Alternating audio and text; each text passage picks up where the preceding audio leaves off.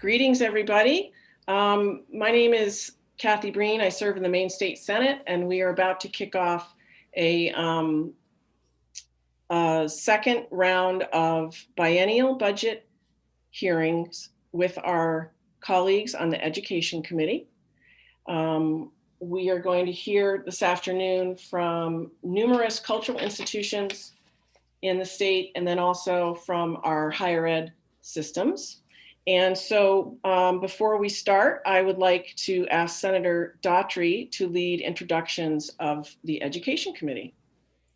Good afternoon, and thank you, Madam Chair. I am Senator Maddie Daughtry. I'm the Senate Chair of the Joint Standing Committee on Education and Cultural Affairs. I also represent Senate District 24, which are the communities of Brunswick, Harpswell, North Yarmouth, Freeport, and Pownell. I'd like to represent my House Chair, Representative Brennan. I think we may have just lost him because he does have a bill in Health and Human Services. So I think he must have gotten the call to hop over there. So up next, we have Senator Rafferty. Thank you, Joe Rafferty, Senate District 34, which is Acton, Lebanon, Berwick, North Berwick, Wells, and Kennebunk. Thank you. Senator Woodson. Dave Woodson, District 33, Southwestern Maine. Representative Crockett.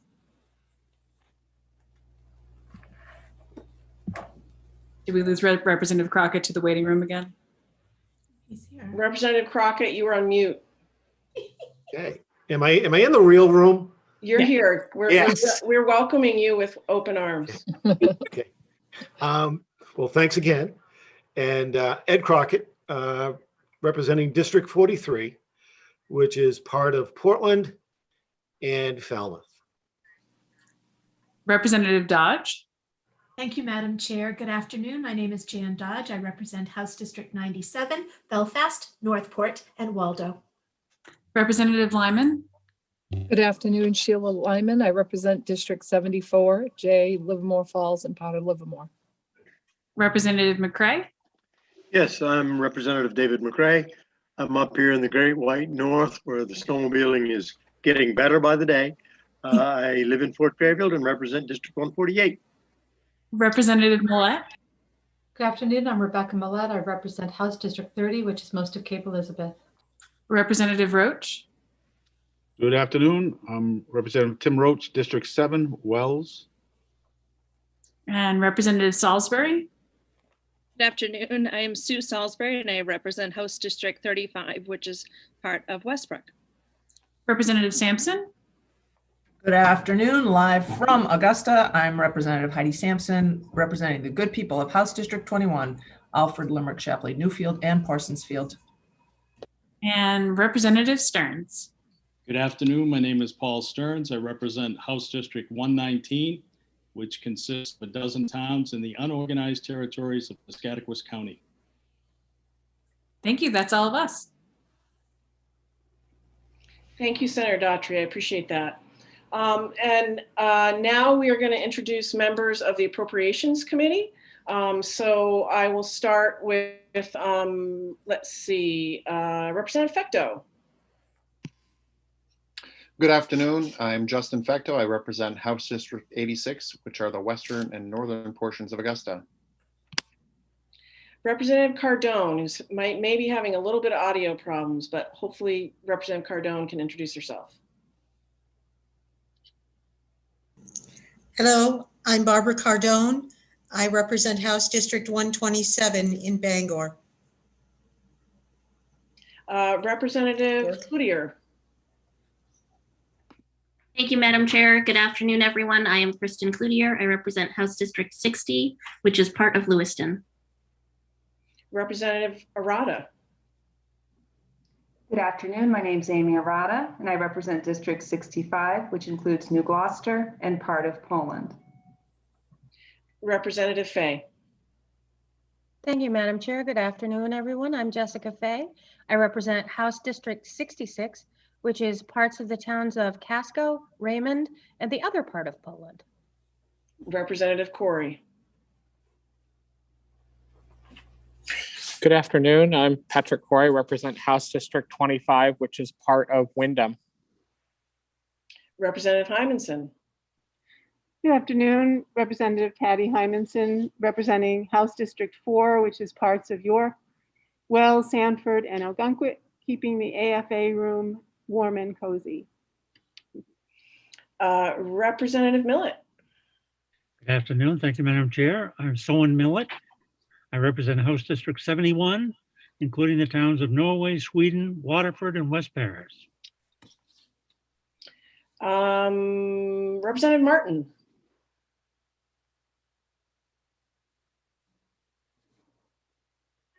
Is Representative Martin with us?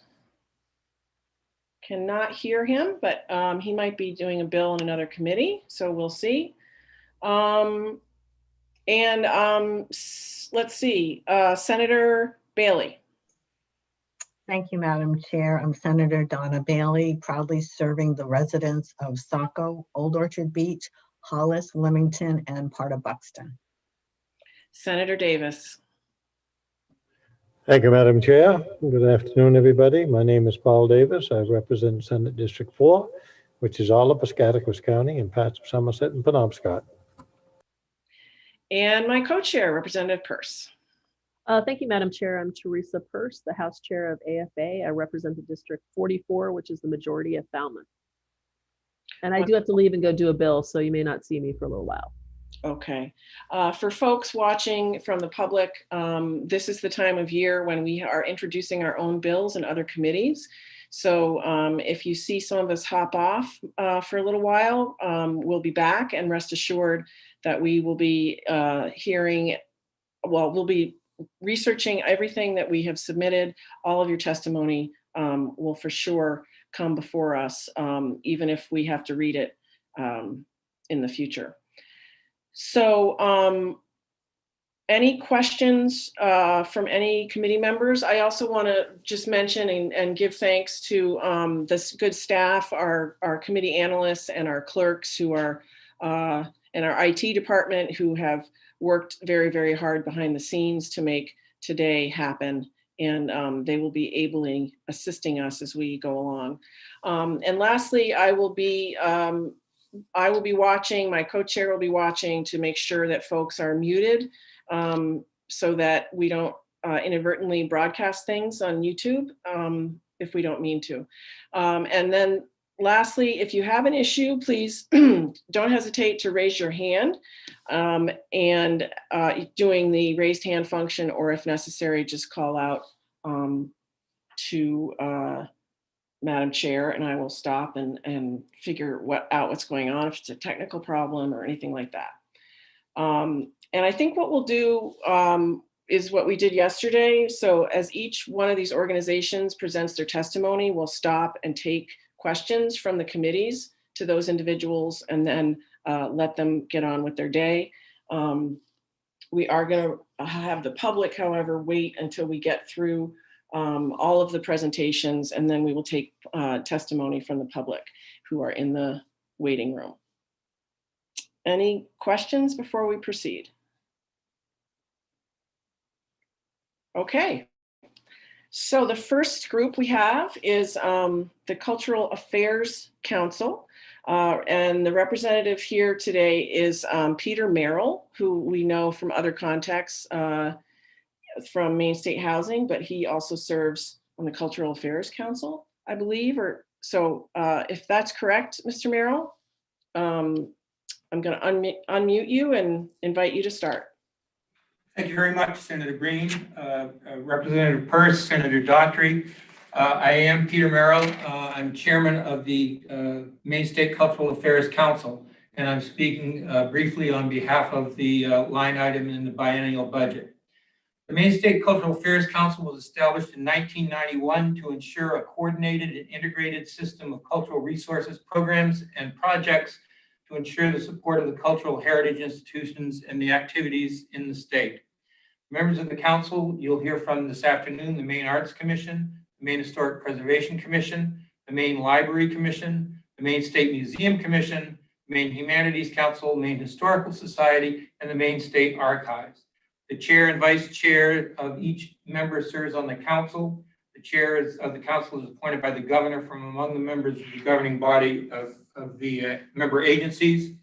And the agency directors, as well as a representative of the governor's office, serves as ex officio members.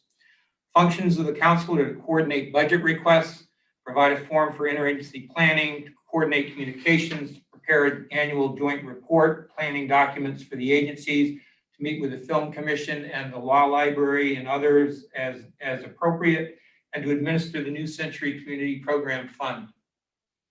The New Century Community Program Fund was created by the legislature in 1999 to preserve the state's historic resources, properties, artifacts, and documents, to expand access to improved educational resources, and to enhance community and economic development through strengthening local cultural resources, including through increased community access to the state's leading cultural institutions.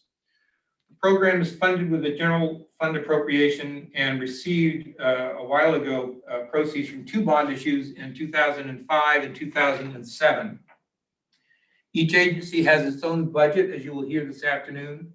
The council has a general fund appropriation of $39,444. We also have another special revenue line of $65,424.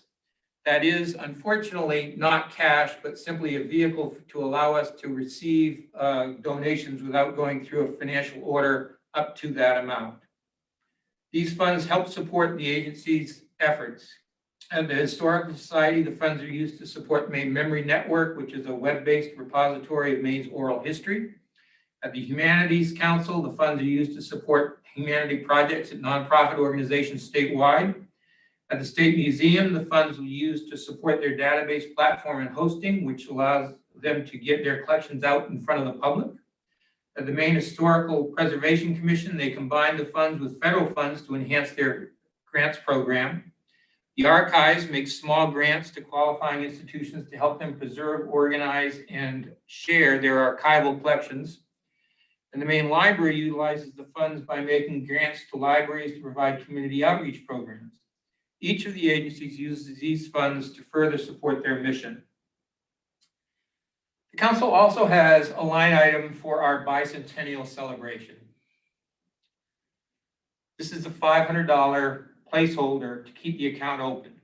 The Bicentennial Commission receives 2 appropriations from the 128th and the 129th legislatures totaling $1,075,000. Those funds were run through the council's account. Of that, just over $150,000 remains unspent.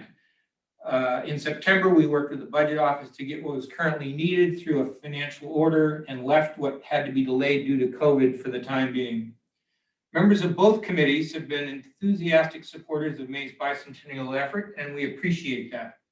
Attached to my testimony is a copy of the most recent update of the Bicentennial Commission Chairman, Bill Diamond, to the commissioners. It provides a status report on our efforts. For the cultural agencies, these funds are important. The New Century amount is small, too small, but critical nevertheless. I think as you listen to each agency describe the work they do, you'll agree with me that they are doing incredibly important work that, although often overlooked, is fundamental to our state and our society. Each of the agencies will discuss the important work that your support allows them to do. Both committees have been very supportive of the council and the cultural agencies. We thank you for that support. Madam Chair. Thank you so much, Mr. Merrill. Are you planning to stay as the agencies report, or this was your moment? No, I can stay as long as you need me until I get my next Zooms. Okay. Well, are there any questions from either of the committees for Mr. Merrill? If you wouldn't mind doing your raise hand function at the bottom of your screen. Representative Fay.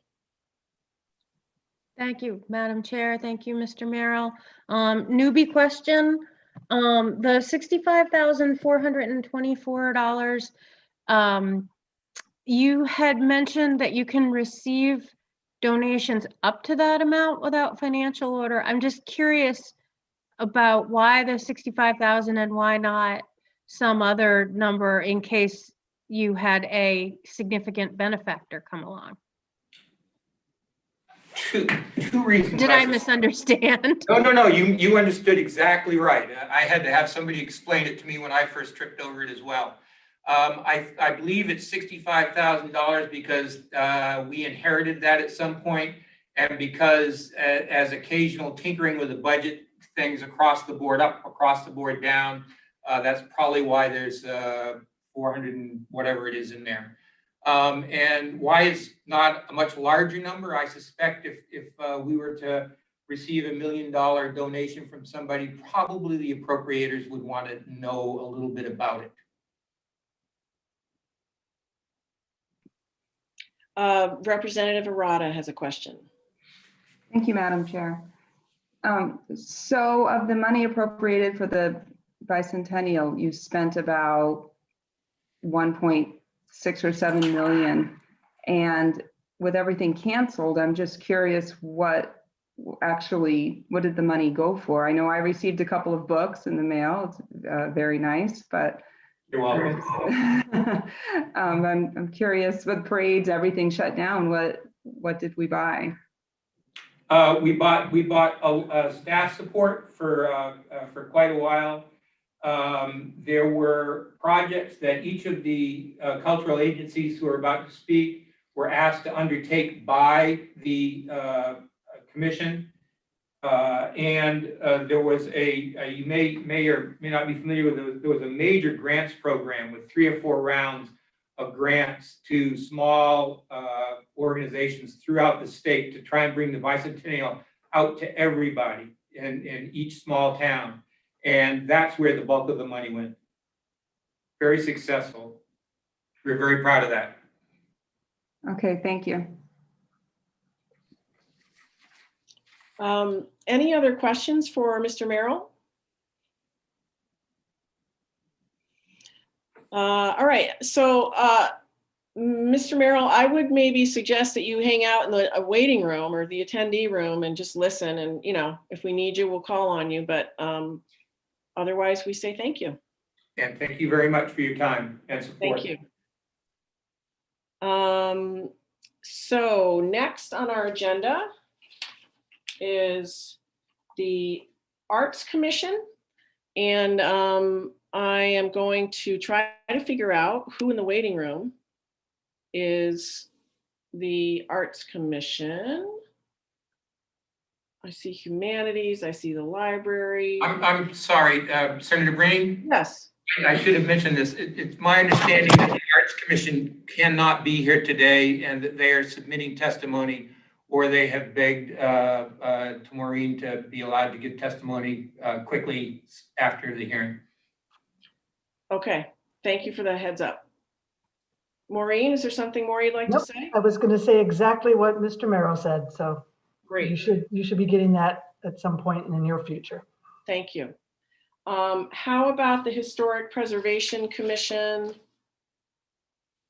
Anyone here for that? Oh, there's Mr. Yes. Moni. Moni, yes. Thank you for joining us. Senators Breen and Daughtry, Representatives Peirce and Brennan, and members of the Joint Standing Committees on Appropriations and Financial Affairs and the Joint Committee on Education and Cultural Affairs. My name is Kirk Moni. I am the Director of the Maine Historic Preservation Commission. I'm here today to present testimony in support of those departmental items presented in the FY 22-23 biennial budget. The Maine Historic Preservation Commission was established by the legislature in 1971 to implement state policy to preserve the architectural, historic, and environmental heritage of the people of the state and promote the cultural, educational, and economic benefits of these resources. The commission is an independent agency within the executive branch. Its governing body is comprised of 11 members, 9 of whom are appointed by the governor, and 2 of whom are ex officio representatives from the Department of Transportation and the Department of Agriculture, Conservation, and Forestry. The Commission's primary focus is the administration of the program of the National Historic Preservation Act of 1966 in Maine. In carrying out this program, the Commission reviews and comments on all federally funded, licensed, and permitted undertakings in Maine. And we assist the owners of income-producing historic buildings to obtain federal and state historic rehabilitation tax credits. The Commission nominates buildings, structures, sites, objects, and districts to the National Register of Historic Places. At present, there are over 1,650 listings in Maine, including 190 historic districts. Over 8,800 historic resources are included in these listings. The Commission maintains an inventory of the state's historic and archaeological resources. The Maine Historic Resources Inventory presently contains over 78,000 records, some 11,000 of which pertain to archaeological sites.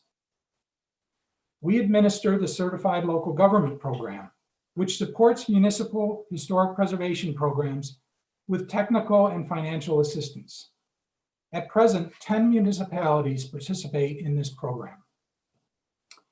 The Commission operates a modest grant program that supports the preservation activities of qualified entities, including nonprofit organizations, municipalities, and state agencies.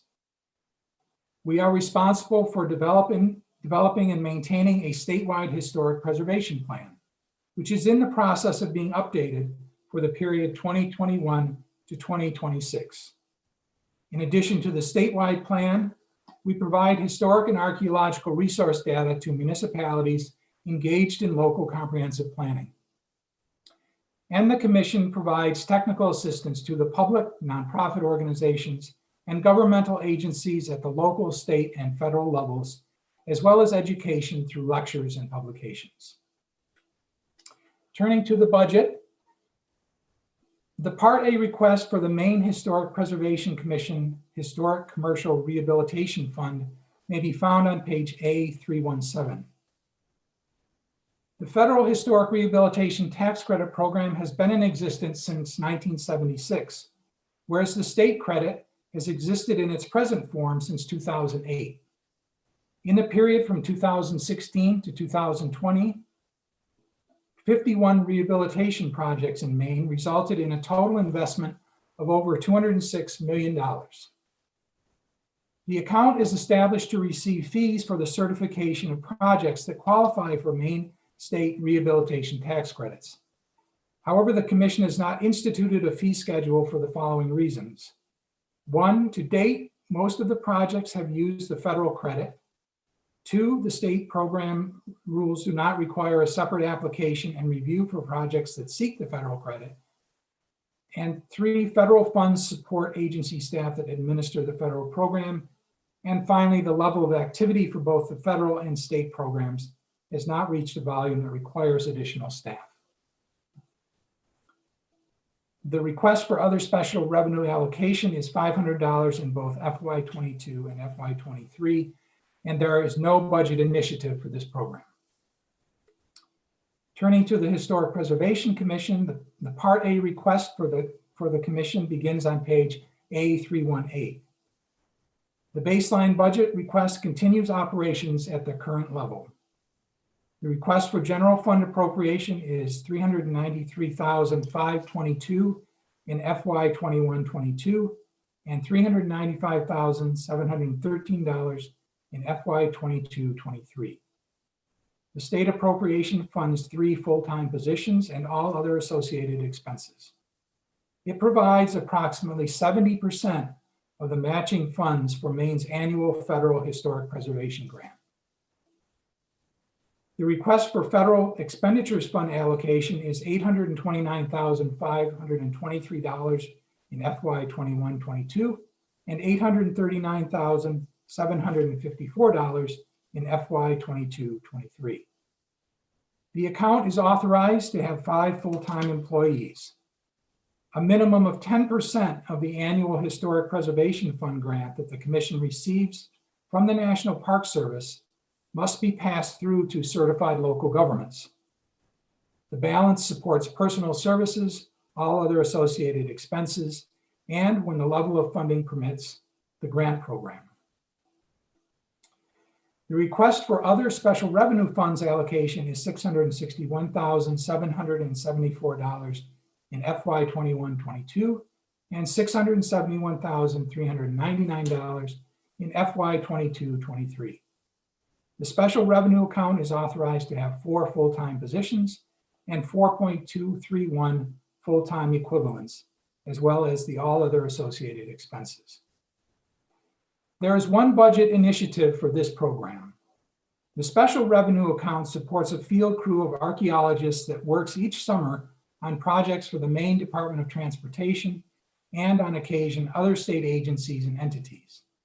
Depending on the number and size of the projects, the field crew may increase from 4 or 5 staff to 10 or 12 staff, including seasonal and intermittent employees. In addition, the location and duration of the work is variable, as is the timing. Over the past several years, there have been times when the current allocation in the special revenue account has resulted in there being insufficient allotment in a given quarter to cover expenses. This initiative requests an additional $30,000 in allocation to ensure that all other expenses associated with field work can be paid in a timely manner. And turning to the Historic Preservation Revolving Fund, the Part A request for the Maine Historic Preservation Revolving Fund may be found on page A319. The Historic Preservation Revolving Fund program provides funds to qualified nonprofit historic preservation organizations in the state for the purposes of acquiring endangered historic properties of local, state, or national significance. The properties are then marketed to new owners who agree to preserve, rehabilitate, or restore the properties, subject to historic preservation easements or covenants held by the qualified nonprofit organization. The request for other special revenue funds allocation for this program is $500 in both FY22 and FY23. And there is no budget initiative for this program. And this concludes my testimony for the Maine Historic Preservation Commission. Thank you for your support and interest in the work that we do. Thank you, Mr. Money. We appreciate you being with us. Are there any questions from either committee for Mr. Money before we move on? Any questions from anyone? Not seeing any. So thank you again for coming. Thank you all. I appreciate it. Take care now. Bye now. Next, we have the Maine Historical Society. We have Mr. Bromage joining us, and I think he is already in here. If he would just like to give us a shout out and make himself known. Can you hear me? Yes. Hi there. Hey there. Thanks so much for having me. Thanks for joining us. You all set to go? Okay, great. Thanks. Senator Breen, Representative Peirce, members of the Joint Standing Committee on Appropriation and Financial Affairs, Senator Daughtry, Representative Brennan, members of the Joint Standing Committee on Education and Cultural Affairs. Again, my name is Steve Bromage. I'm the Executive Director of the Maine Historical Society, and I'm here today speaking in support of the Historical Society's item in the biennial budget. Maine Historical Society was founded in 1822, just 2 years after Maine became a state, and has been collecting, preserving, and promoting research, scholarship, and engagement with Maine history ever since. We too are getting ready to celebrate our bicentennial next year. We are a private 501c nonprofit whose mission is to preserve and share Maine's story. With headquarters in Portland, MHS includes the Brown Research Library, the MHS Museum, and our Maine Memory Network. The Brown Research Library includes the most comprehensive collection of archival material related to Maine history in the state and serves researchers, scholars, educators, students, genealogists, the general public, and professionals across many, many fields. Through our research library, MHS supports extensive scholarly and collections activities, which are really the foundation for civic dialogue. MHS publishes the scholarly journal Maine History in partnership with the History Department at the University of Maine. We also host fellowships and scholarly forums and have recently completed major collections care and access initiatives related to our photographic and clothing collections. A lot of the money for these big collections projects comes from federal grants. With funding from the National Endowment for the Humanities, we have just embarked on a major initiative to digitize our proprietors and Northeast boundary collections, which document the settlement and distribution of land in Maine from the 17th through 19th century. These are just kind of fascinating documents that really show how Maine evolved. The MHS Museum offers changing exhibitions and public programs that use Maine history to provide context for issues of contemporary interest. Recent exhibit initiatives explored immigration, veterans issues, Maine's food heritage and economy, and our evolving paper industry. The first of our two major bicentennial exhibitions, Holding Up the Sky, Wabanaki People, Cultural History and Art, which was open to the public throughout 2019, explored 13,000 years of Wabanaki and experience and stewardship in Maine. It provided context for the bicentennial by acknowledging that 200 years of statehood is just one part of Maine's history. This year's exhibition and program initiative, Begin Again, Reckoning with Intolerance in Maine, will explore how Maine fits into the national dialogue on race and equity. Opening in May, it will include an exhibition, digital resources, extensive public programs delivered via Zoom, and educational resources that support remote learning. Our museum also includes the Wadsworth Longfellow House, a National Historic Landmark, and how many people know of us. These resources are complemented by public and education programs that provide educators, students, and the general public with opportunities to learn about Maine history, to connect to their communities, and build a variety of skills. Finally, the Maine Memory Network, our nationally recognized digital museum, empowers Maine communities to share their collections, stories, and perspectives. Maine Memory has evolved constantly since its launch in 2001 and serves as a robust platform for a wide range of historical interests and activity. It includes historical content contributed by 270 partners spread across every corner of Maine, hundreds of online exhibits, curricular resources, something called My Maine Stories, which is a portal that enables any individual in Maine to share their Maine story, and Maine History Online, which is a sprawling introduction to Maine. The model behind Maine Memory gives status to local knowledge and expertise and radically expands the perspectives that we can include in the telling of Maine history. So through all these activities, MHS serves approximately 500,000 people each year on our campus through outreach programs and online. MHS is supported by 15 full-time and 16 part-time staff and a current operating budget of approximately $1.6 million. Our budget is funded by membership, annual fund, earned income, small endowment, and foundation and government grants. In the proposed biennial budget for 2022-23, MHS would receive $44,864 annually from the State of Maine General Fund, or approximately 2.8% of our operating budget. State funds received by Maine Historical Society support the development, maintenance, and outreach services provided through the Maine Memory Network. The annual operating costs for Maine Memory are approximately $250,000 to $1,000 per year. In the current year, state funding accounts for about 18% of its operations.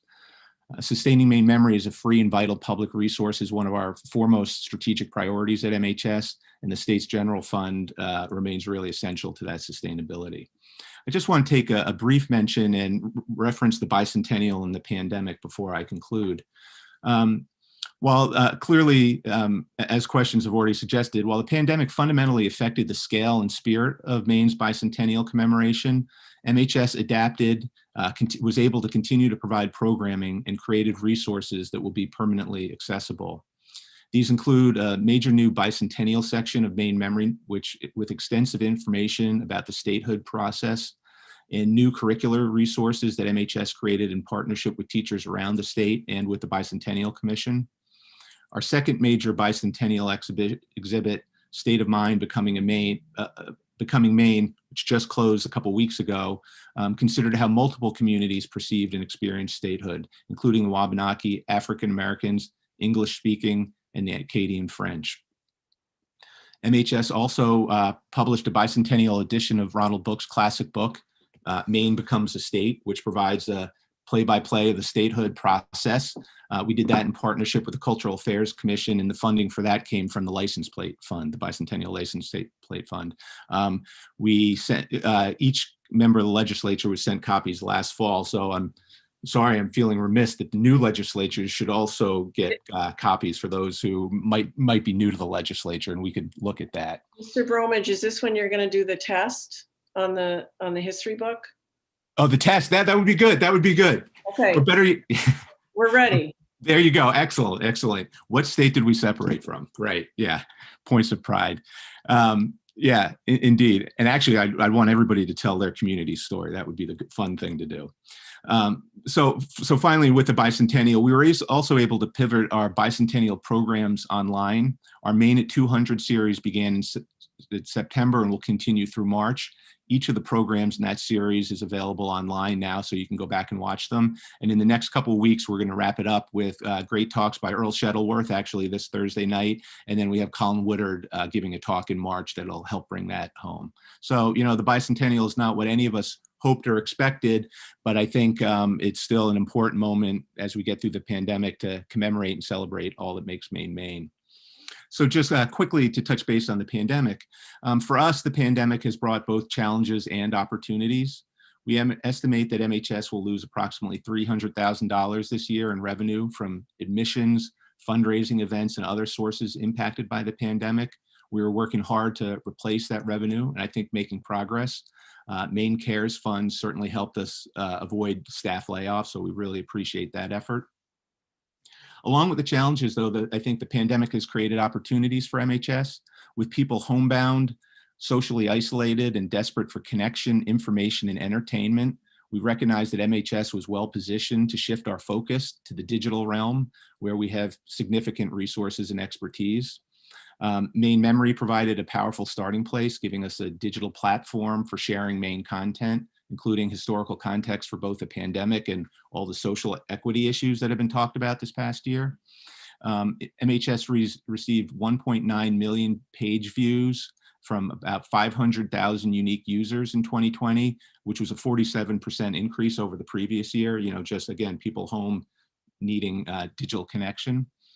I think Zoom has also provided a powerful new tool that now enables MHS to reach and serve Mainers across the state and country. We have produced Zoom programming on topics ranging from the bicentennial to suffrage to social justice issues, to a broad range of Maine history topics ranging from railroads to apples. Zoom enabled MHS to triple participation in its public programs in 2020, from about 1,000 people in person in 2019 on our campus to more than 3,000 last year via Zoom. And I think strategically, if you see us as a Portland organization, you know, we are really committed to the statewide service. So even a year ago, we couldn't have imagined having a tool like Zoom. So this is so important. It's going to be a fundamental part of how we do our programming going forward, and the numbers and the hunger for this kind of content has been really strong. So to conclude, as we enter 2021, MHS is really focused on what comes next, the opportunity and need to prepare Maine to thrive in its next century. You know, so the questions: what are Mainers' dreams for the future? What assets and opportunities will drive a strong economy and create prosperity for people and communities throughout the state? How will we address challenges like climate change and social, economic, and geographic inequity? How will we preserve and strengthen Maine's incredible sense of place? We think history is really essential to that process, and MHS is committed to using its resources to support Mainers' needs today and preparations for the future. Every aspect of Maine today is fundamentally shaped by history. The stories that MHS preserves and shares, the stories of your families and communities, provide a roadmap of how we got here and of what makes Maine, Maine. They provide the context and information needed to unpack challenging legacies and keys that can help us build a vibrant, forward-looking Maine. Thank you so much for your time and the critical funding you provide for our work. We really appreciate it. Be happy to answer any questions. Thank you so much, Mr. Bromage. Any questions for the Maine Historical Society? It's so refreshing to hear that you were able to expand so much with technology. That's great. Okay, I don't see any questions from anybody, so I will say thanks again for coming and for all you're doing. Thank you so much. Take care. Bye now. Bye-bye. Next, we have Hayden Anderson from the Maine Humanities Council. So let me bring that person in. And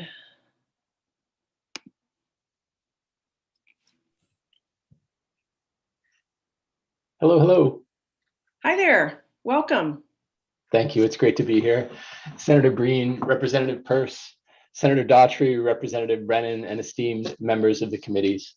My name is Hayden Anderson. I am the Executive Director of the Maine Humanities Council, and I'm speaking in support of the Council's item in the biennial budget. I think it's page A328. The Maine Humanities Council is an independent statewide nonprofit that supports lifelong learning and civic engagement for the people of Maine. We serve as the state affiliate of the National Endowment for the Humanities and the Library of Congress Center for the Book. We provide educational programs throughout the state, addressing a range of needs, including literacy, promotion of reading, teacher enrichment, community history, increased civic engagement, and cultural tourism.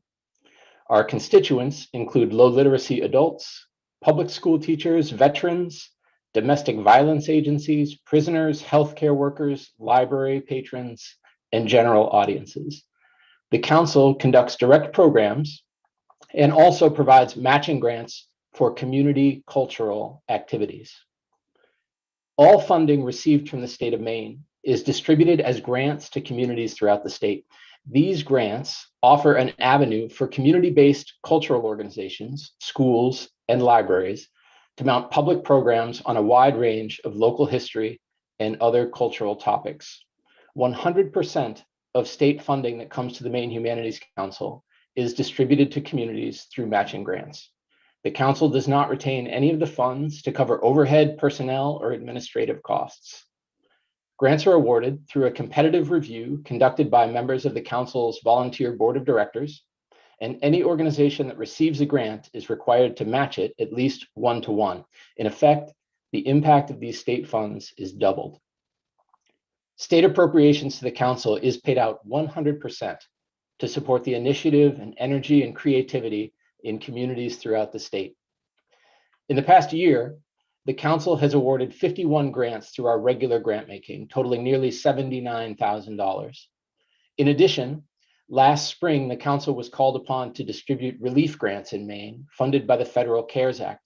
We distributed $432,000 to 98 different Maine organizations, divided equally between the 1st and 2nd congressional districts and representing all 16 Maine counties. I've included a list of those CARES Act grants with your handout. I'd invite you to look through it to get a sense of the kinds of community-based organizations we support. These grants are not large, but we have the experience and the know-how to get them to organizations who will make good use of every penny. This funding goes an awfully long way, and it makes a big difference in our communities, directly reaching Mainers statewide. As you know, this past year has been exceedingly hard on the community-based cultural organizations in the cities and towns of Maine, especially small grassroots organizations. Many are still struggling to survive, and some might not make it at all. If the realities of the state budget permit it, I promise you that any increase to the Maine Humanities Council, if it's $25,000, $50,000, any other amount, that money would be directed in its entirety to Maine organizations in a way that will make a meaningful difference to the communities they serve. I'm awfully grateful for this opportunity to speak to you. I answer any questions that you might have. Thank you very much, Mr. Anderson. Are there any questions for Mr. Anderson and the Maine Humanities Council?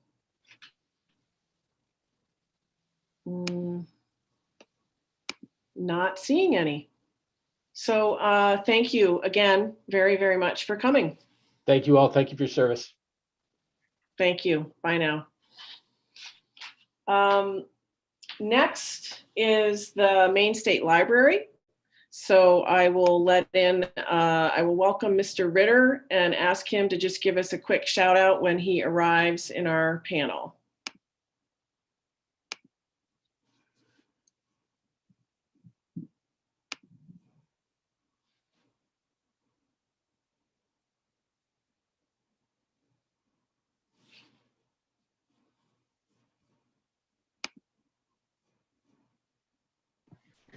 There he Great, is. I'm here. I can see all of you. Can you hear me? Yes, okay.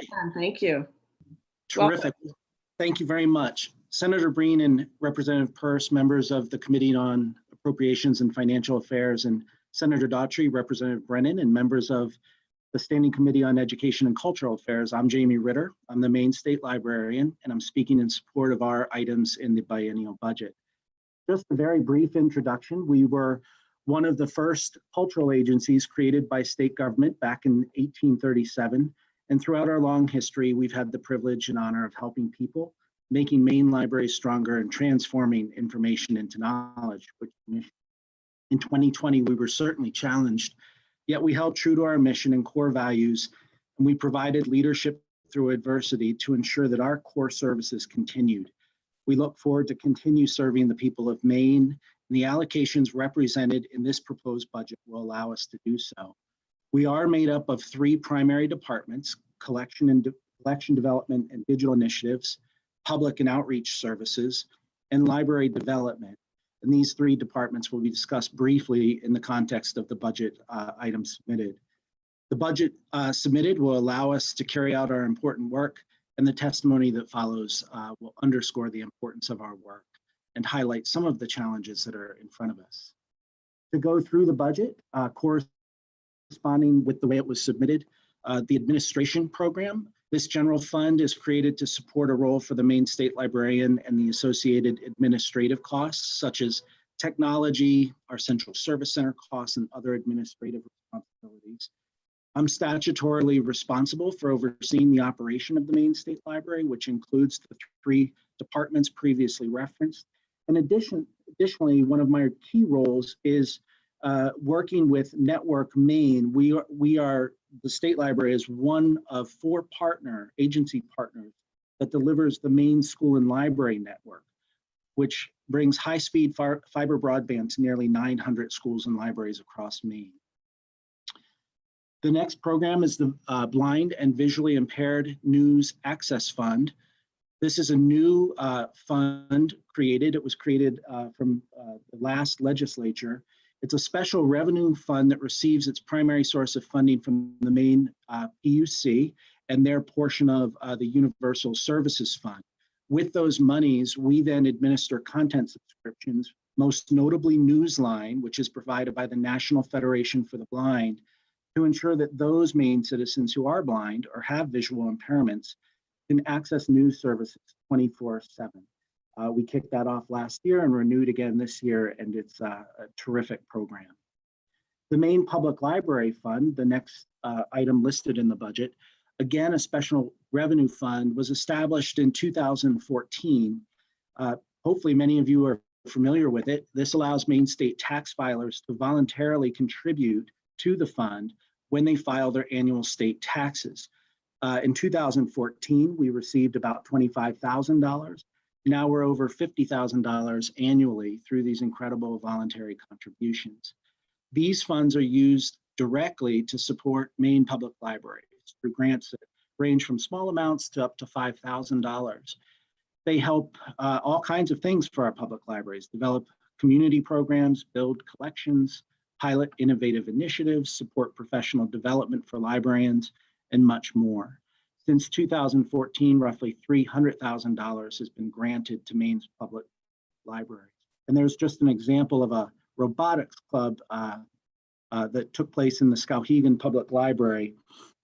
And the grant funded that, and there's a testimony from the parent and whose children participate in that. And I won't read that, but it's part of the written testimony.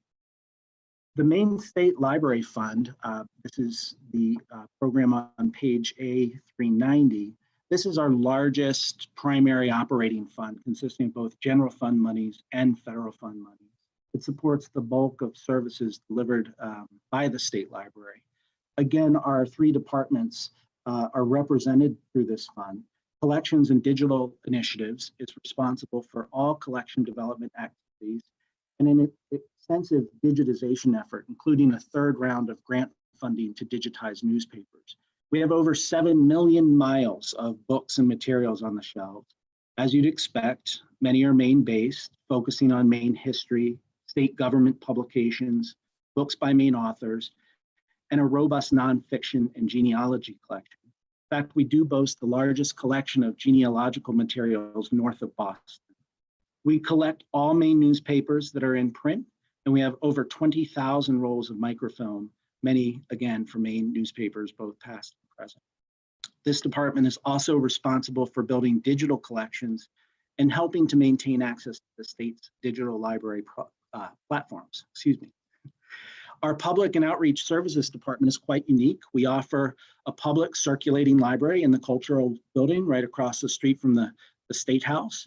We're open 50 hours per week, and in a traditional year, we can see between 75,000 and 90,000 visitors through the State Library. So we're truly a destination for people. As many of you know, the building is getting significant work. We are moving and relocating into a temporary location at 242 State Street. And hopefully in the next month or two, you'll see us open to the public again at this new scaled down location for a couple of years while they work. So more to come on that. But the primary purpose of our public operation is to provide services to Maine citizens seeking to access collections, research, reference services, public computing support, now more than ever. Oftentimes you have to schedule a COVID test online or get information online about the COVID vaccine. So, libraries are central to that. In June, as a result of the pandemic, we did institute curbside pickup, which allows people to call in and request items from the collection and then pick them up outside. A very key piece to our public and outreach services are two programs, the Talking Books or the Books for the Blind program and the Books by Mail program. Talking Books lends audiobooks provided by the National Library Service through the Library of Congress, thousands of eligible Maine citizens. And the Books by Mail program literally mails books to citizens homebound or in communities that don't have a public library. Both very important services, especially over the last year, but continuing into the future as well. And the final department served through this program is library development. We do receive funding directly from the Institute of Museum Library Services, their Grants the States program, of roughly $1.3 million in federal funding. And that's really what allows this department to exist.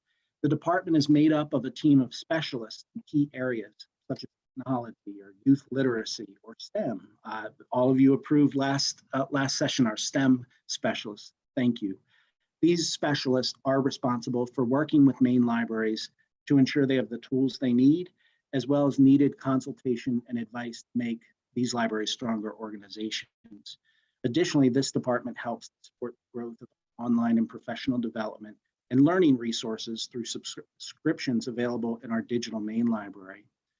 As you might expect, usually these specialists are out visiting in libraries in person, hosting in-person meetings. Just like so many other organizations, we pivoted to virtual meetings and programs in order to deliver services. And since March of last year, we've reached nearly 7,000 attendees in the various programs that we have been offering. One is a weekly meeting between librarians across the state just to check in, but others include professional development or learning for students and teachers, such as our STEM education activity, which is held every Wednesday. The highlight of this department's work, really in a time of COVID and the leadership that the staff in this area really showed, we developed a reopening checklist specifically for libraries. And this was included as part of the governor's and CDC reopening guidance for public institutions. So libraries across Maine have a specific checklist that they can turn to make sure that they're reopening safely and looking to see what they need to do to meet certain criteria. So suffice it to say, all three core departments of the State Library have thrived over the past year, and we look forward to doing so in the years to come. This fund in the budget has and will continue to support all of these important services. And the final fund in the budget is the statewide library information system. Again, this is a general fund. This provides support to both our digital repository and the digital Maine library. All three of the Maine State Library's departments have a role in managing these platforms and content that the funds in this program support. So to give context to what these things are, the platforms and the content, we've added tens of thousands of items into our digital repository, mostly historical items, state government publications. We now host over 170,000 digital documents. Nearly 1.5 million unique downloads have taken place in the last year. And since we've had this repository, nearly 2.5 million downloads have taken place. While most come from Maine, we do know and we can see that people all over the world are accessing our collections.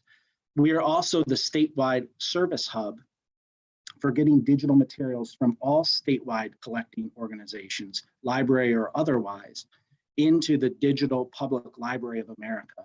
And this just showcases Maine's collections through DPLA, again, to people all over the country and the world. And then finally, we're one of the lead organizations for providing content and support for the statewide Digital Maine Library, which is a key resource for students and citizens. This library hosts hundreds of subscription-based content, which allows people to access millions of digital materials such as articles, publications, educational data sets, learning tools, etc. And then the final thing that I'll say before taking any questions, if any, like any organization, we're facing challenges too. We recognize the importance of a fiscally prudent budget. There are certainly unknown economic conditions ahead of us. And we know we can do what we need to do with the budget as presented. Some of our challenges will result, really are identified by seeing costs rising on the horizon. So popular digital and online content, cost for these subscriptions is up. We anticipate about a 4% increase, which is an impact of $20,000 to our budget in just 1 year. So FY22, we'd be looking to see that increased cost.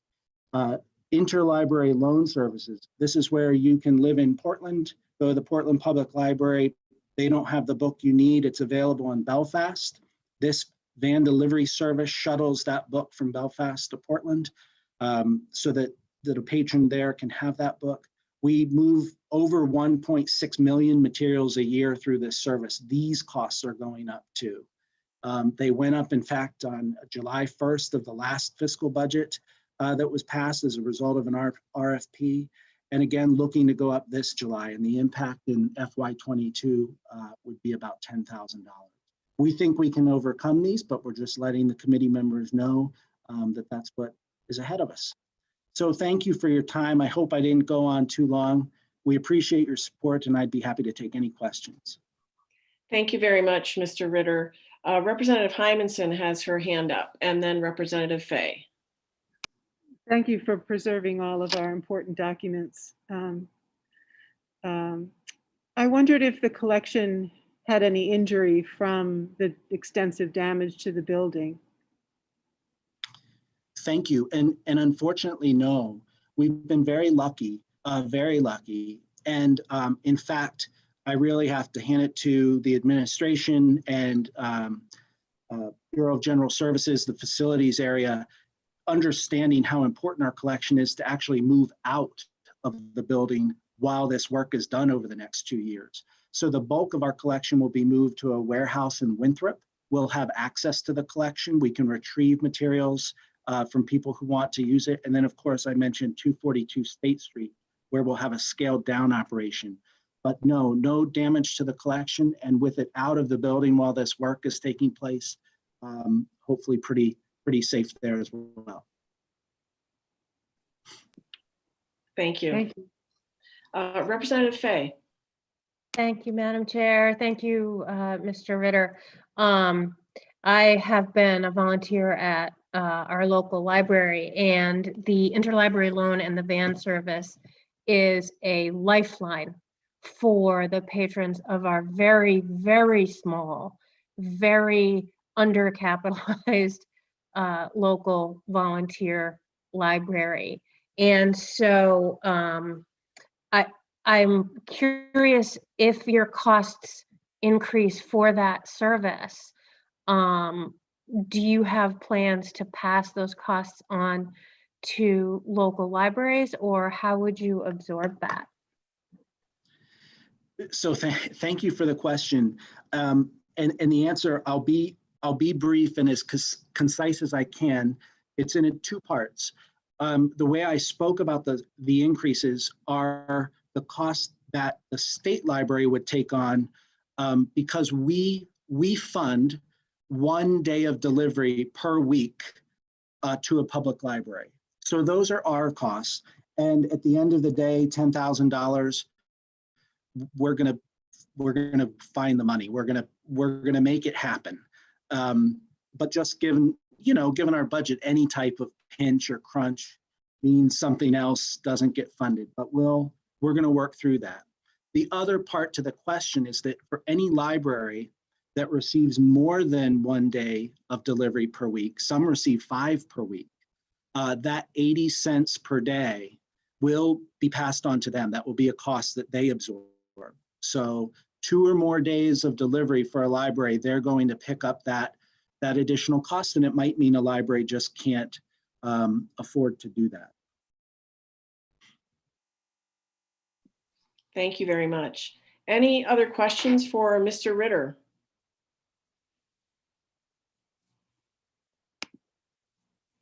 I am not seeing any. So thank you for coming and sharing your good work with us today. We really appreciate it. Thank you very much. Take care, everyone. You too. Next, we have the Maine State Museum, and that will be Mr. Fishman joining us. So I will move Mr. Fishman over from attendee to panelist. If you would just give us a shout when you arrive.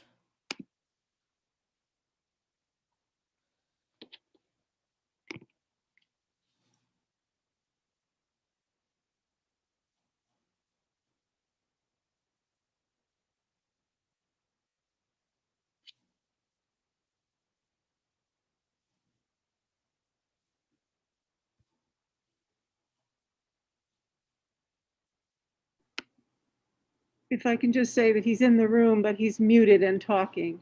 Ah, thank you. I don't see him, but I will go find him. Oh, there he is. Can you unmute yourself now? Yes, so Wonderful. I'm audible, I hope, to everyone. Thank you, Mr. Fishman. Thank you. Senator Breen and Representative Peirce of the Appropriations and Financial Affairs Committee, Senator Daughtry and Representative Brennan of the Education and Cultural Affairs Committee, and honorable members of each committee. I'm Bernard Fishman, the director of the Maine State Museum. I'm here this afternoon to support and describe those items relating to the Maine State Museum in the proposed biennial budget. At first, though, I'll give you some highlights of what the museum is enduring at the moment. And I'll start by mentioning that for the first time in 50 years, since 1971, when the museum first moved into Augusta's cultural building, the Maine State Museum has been closed to the public. This is not, as I think most of you know, because of the pandemic, but because of the Bureau of General Services' ongoing massive capital repair project in the state cultural building, intended to entirely replace the structure's failed HVAC systems and remove extensive asbestos remaining from its original construction in the late 1960s. And this project will last at least 2 more years. The library and the state archives have been displaced into new quarters by this work, and they will reopen in a limited way in the coming months. But shifting the museum with its 40,000 square feet of exhibits and tens of thousands of fragile and irreplaceable objects comprising the most important existing collection of physical materials representing Maine's heritage is a far more complex and difficult undertaking. Several thousand square feet of exhibits are being dismantled by hand, and the objects carefully protected and moved, a great problem in itself since the museum has almost no remaining storage capacity.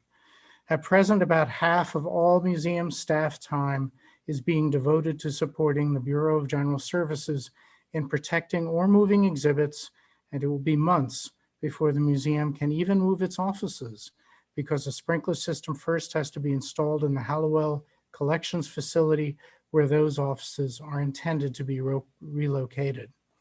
This closure has cost the museum all of its earned income, which is about 6% of its combined general fund and special revenue fund budget.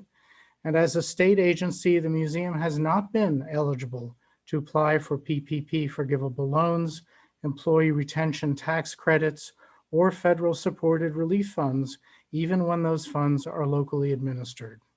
So for the museum, it is a time of uncertainty and dislocation, but also of productive work and important planning for the future.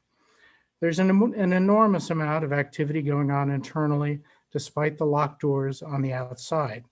Besides the intense work for the building project, which involves hundreds of thousands of dollars of museum staff costs contributed at no charge to the capital improvement project, the museum has developed a range of new online educational programs, such as the Pandemic Primary Source Set, which provides educational materials for teachers and students to learn about pandemics in Maine and the world, structured at age-appropriate levels. And there's a view of one item from this display in your report.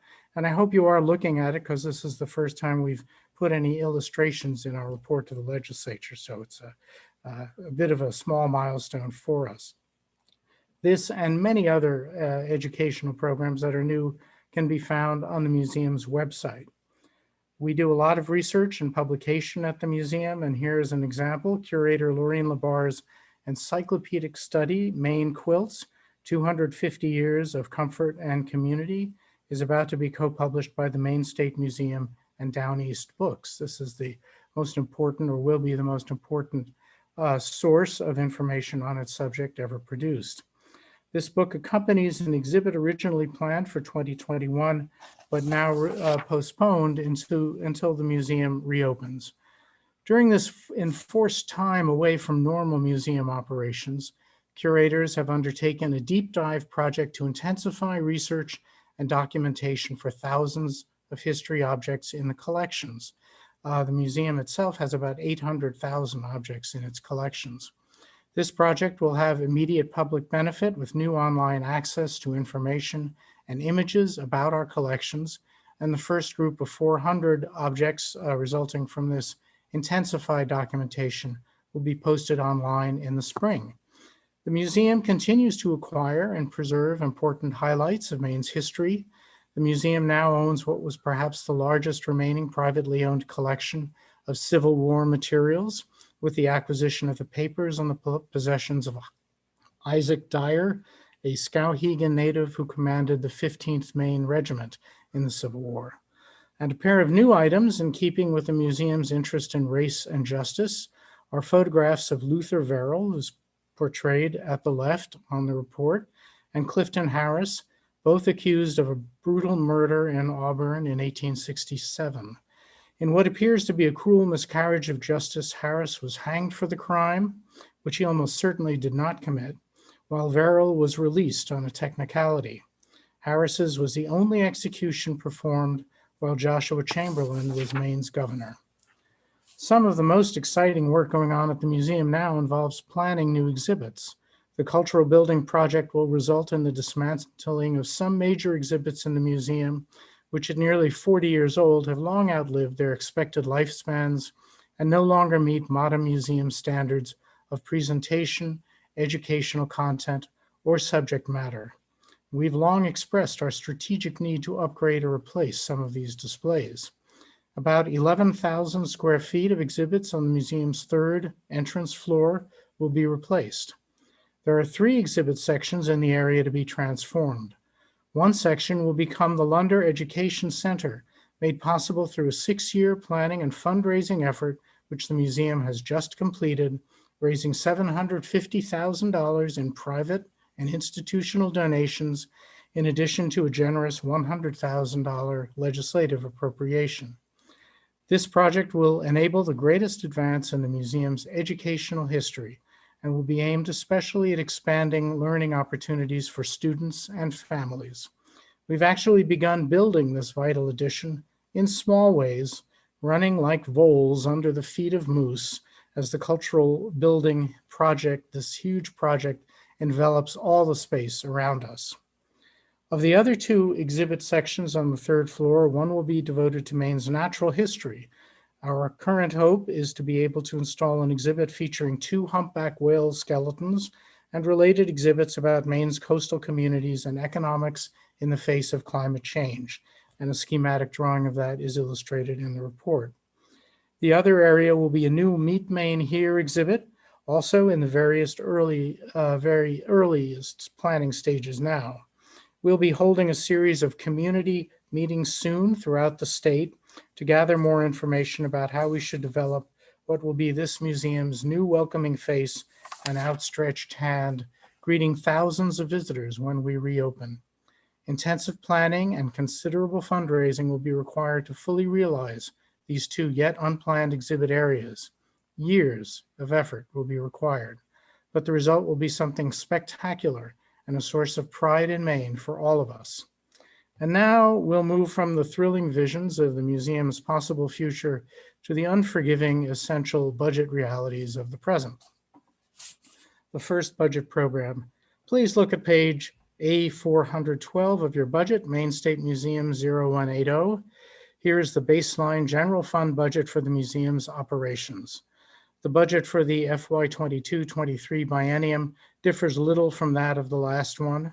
This budget includes personal services for the salaries and benefits of the museum's current staff of 20 full-time equivalent positions, as well as one budget initiative I will mention shortly. The FY22-23 budget also includes a $204,366 allotment for all other, the non-personal services costs available to the museum through the general fund.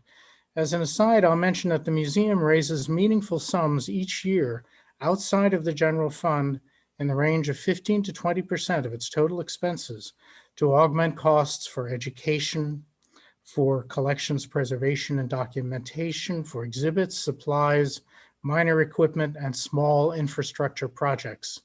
This income has dropped recently with the loss of admission revenues, fees, and museum store income and contributions, and these losses mean the museum will have less income for supporting collection and educational expenses as we go forward.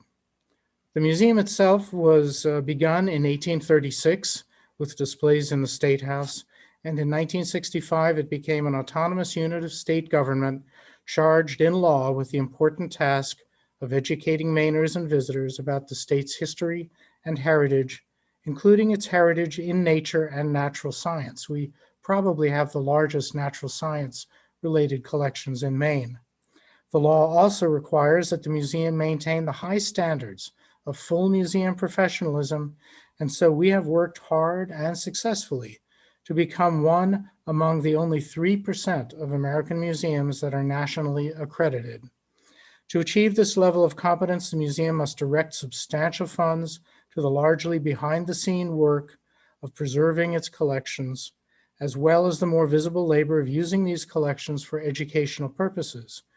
In more normal times, the museum spent about 35% of its resources on collections preservation, about 30% on visitor and educational services, and about 20% on exhibit planning and installation. Under present circumstances, as we've mentioned, we're spending even more on collection-related projects and protection related to the BGS building project. The museum's main tasks are the collection and preservation of physical materials representing Maine's cultural and natural history, and the interpretation and use of these materials for specific educational purposes, as well as for intelligent and engaging entertainment.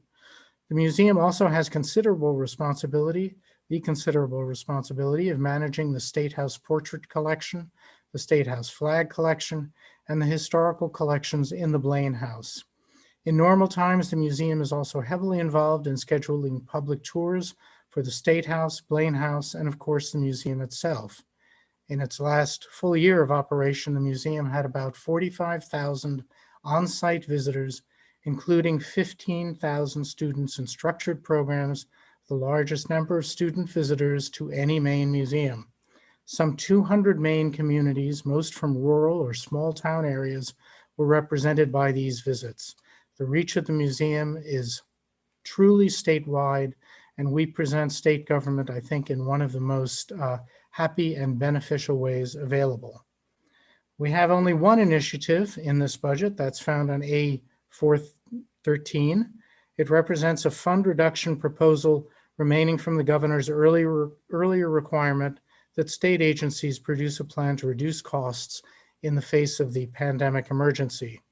It involves the reclassification of one museum specialist 3 position to a museum specialist 2 position.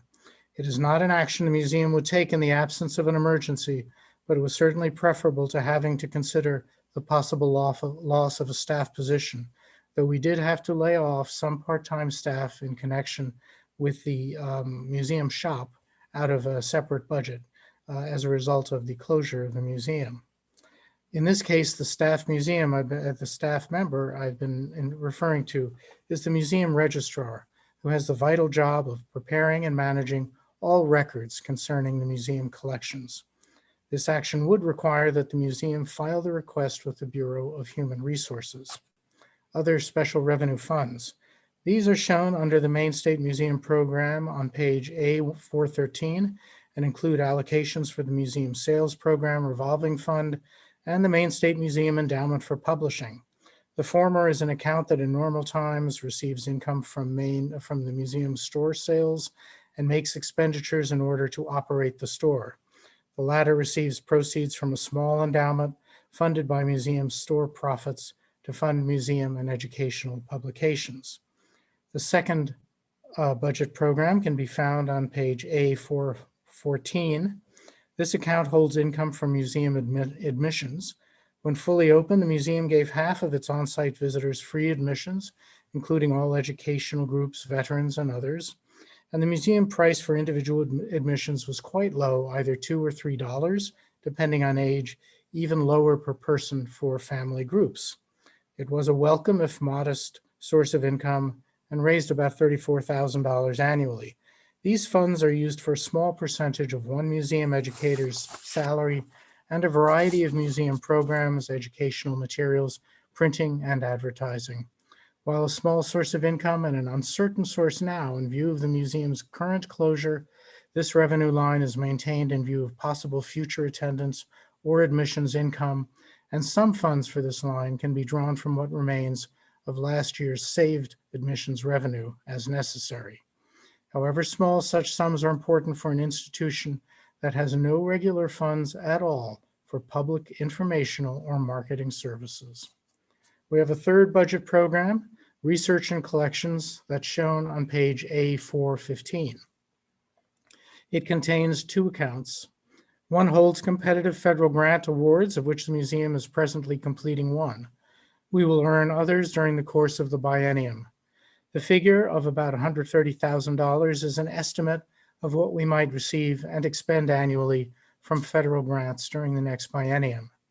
The second account, with a proposed allocation a bit more than $168,000, functions similarly but holds donations from individuals along with corporate, foundation, and other competitively awarded grants for specific projects. The museum is presently raising such funds from a variety of sources, and so this figure too represents an estimate of what the fund might hold and expend annually during the coming biennium, though of course current conditions make all such estimates even less certain than usual. Thank you for your attention. There are 45 state museums in the United States, and the Maine State Museum is among the smallest. The budgets of most other state museums would not fail to impress you. But the Maine State Museum is the only state museum in New England, and it is the oldest state museum of them all. I'm grateful that, in consideration of Maine's excellent and historic reputation for financial care and frugality, that it has so devotedly and dependably supported this museum, even with sometimes necessary and sometimes painful ups and downs, over the past 56 years since it became an established and statutory part of state government. It shows that state pride and the appearance and the appreciation of public museum education are alive and well in Maine. Our museum is truly a people's museum and is a beloved Maine institution, bringing pleasure and promise to literally millions of people. And as I've already said, I believe it helps that the museum shows state government at something of its best. It reaches out to all of our whole population with resources for engagement and the promise of knowledge, as well as fun. Speaking personally, it is a joy and a privilege to work for such a stimulating and significant place. It's only the simple truth to say that the museum would probably not exist and would certainly not be what we have become without the state support that in various forms has sustained us for nearly 2 centuries. I suspect that legislators don't get said thank you to very often, but to you and your predecessors, the museum and the people of Maine owe a great deal of gratitude. Thank you. Thank you very much, Mr. Fishman. I see that Representative Sampson has a question. Thank you, Madam Chair. Thank you, Mr. Fishman. I have a quick question for you. It's not very difficult. So as a former Marine biologist and somebody that actually would make these displays, how come you have decided to have 2 humpback whale displays, skeletons, and not 2 different types of whales? Well, one is a juvenile and one is a mother. And while they are not actually related, they can demonstrate the way these whales appear in the natural environment. We are, of course, dependent on what whales are available through OSHA and other entities. Whale skeletons are difficult to preserve. They're easily damaged. And these 2 are available. They're in good condition and they can show the interaction of the species as it propagates itself. It will look very impressive indeed. Well, they are impressive. Yes, that's what I used to do years ago, but that's very interesting. And thank you for that information. We may be in touch with you when we are farther along in developing these exhibits. Yeah, well, haven't exactly been doing that lately. I'm doing something else. Any other questions for Mr. Fishman from any committee members?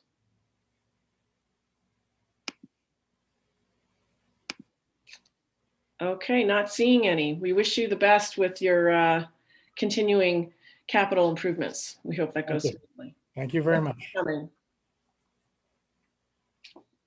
Now we have folks from the Maine Public Broadcasting Corporation. I know Mr. Vogelzang is going to join us. And once you get here, Mr. Vogelzang, I'm going to ask you if you have any staff with you that I should also let in. So when you get into the panel, if you would give us a shout out, that would be great, so we know where you are.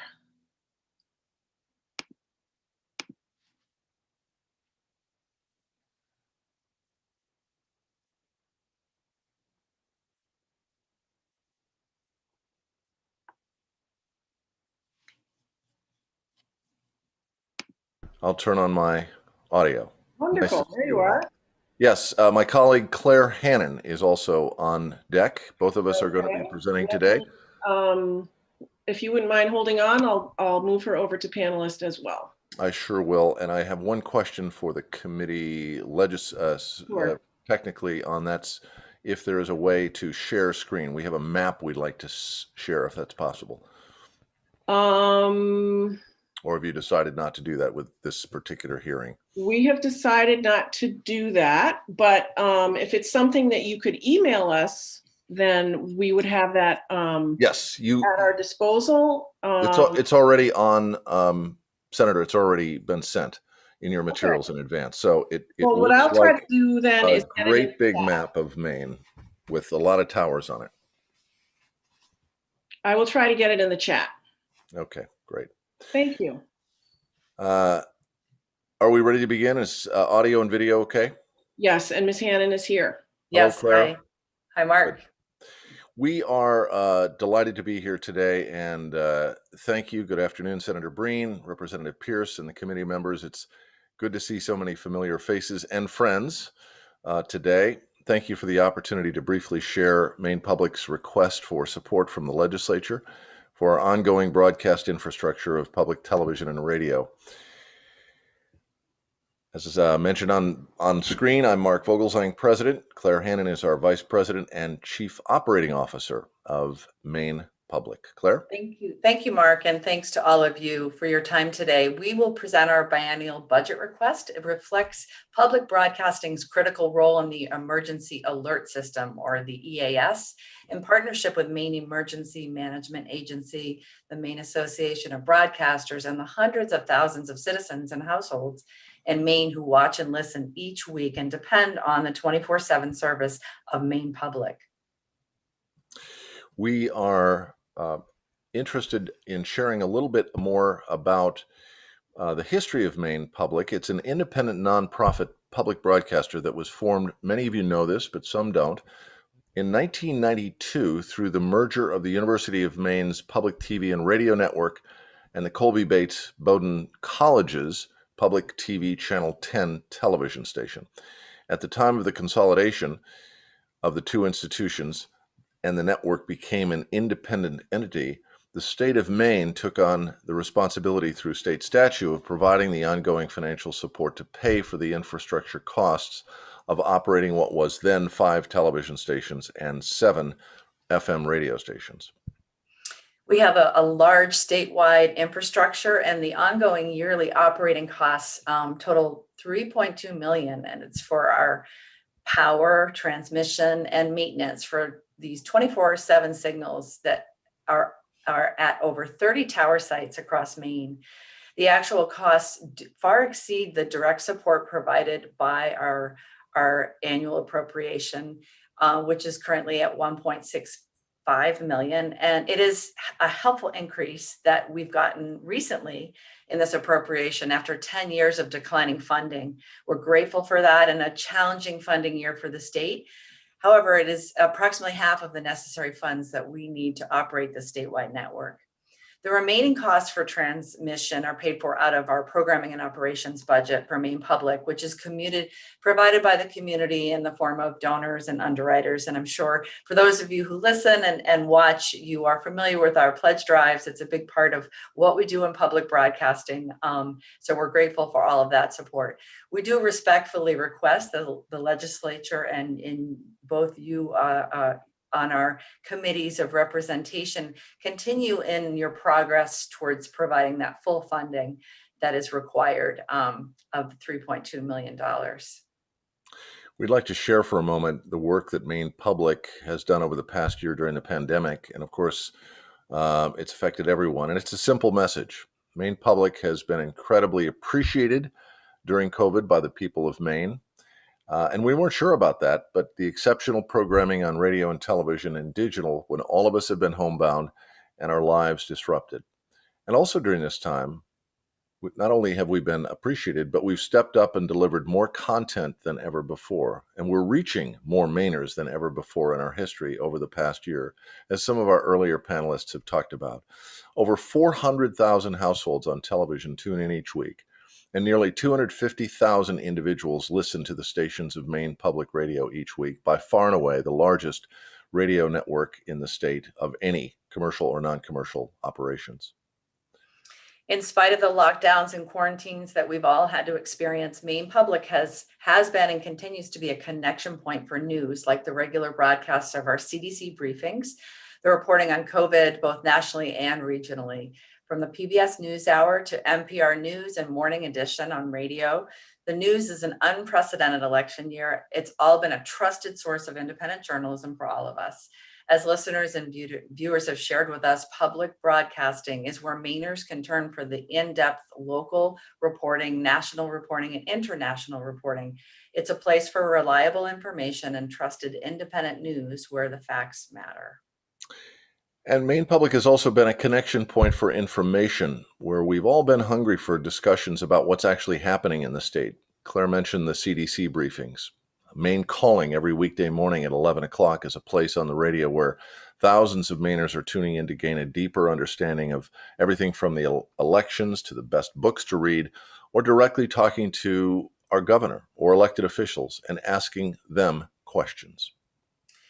Maine Public has also been a connection point for music, which has been a lovely respite from the dissonance and chaos of the churning news cycle. We have 24 hours of classical music on the radio for homebound folks, and it provides beauty, companionship, and solace on our network of Maine Public Classical. And we reach over 50,000 people who tune in every week.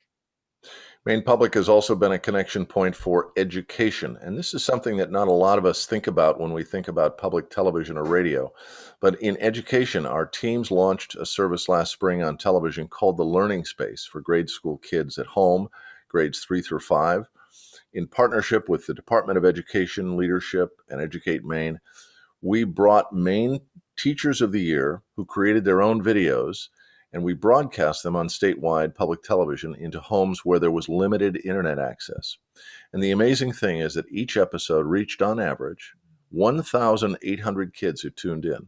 And that's the equivalent of 90 Maine classrooms each day on television watching these episodes. On the financial side, we were fortunate to receive PPP monies that helped us keep our staff and organization working with no furloughs or layoffs, even as there was tremendous uncertainty over our funding and our fundraising.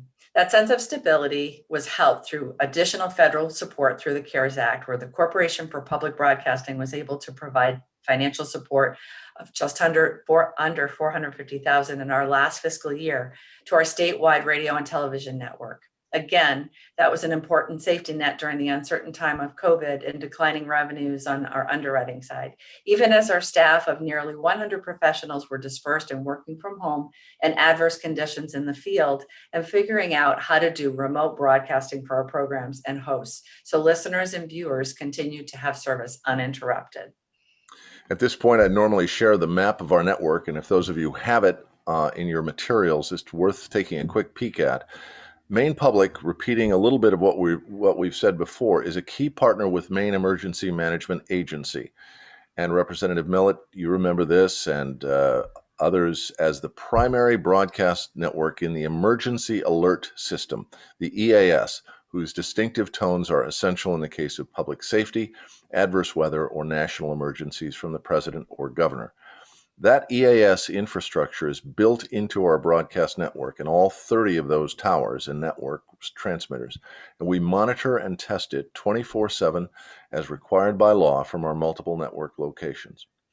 You know, Maine is an interesting, wonderful state. We serve both rural and urban communities as a partner like we always has, from the very top in Fort Fairfield and the Allagash all the way down to Sanford and Kittery and into New Hampshire and into Canada.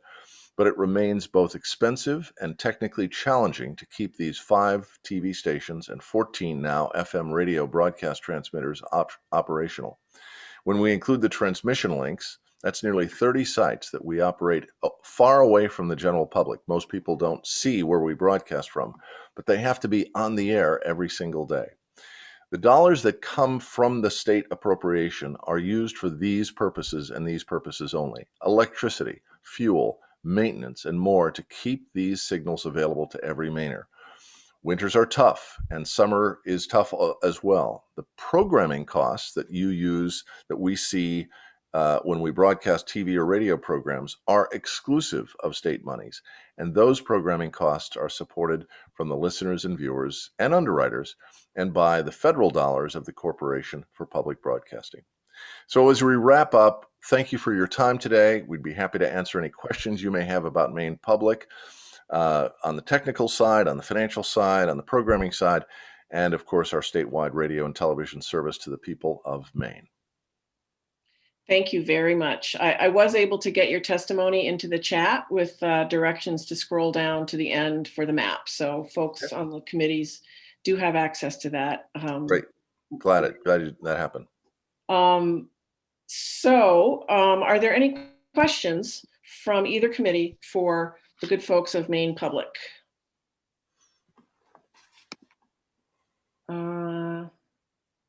Not seeing any at this moment. Let me just check again.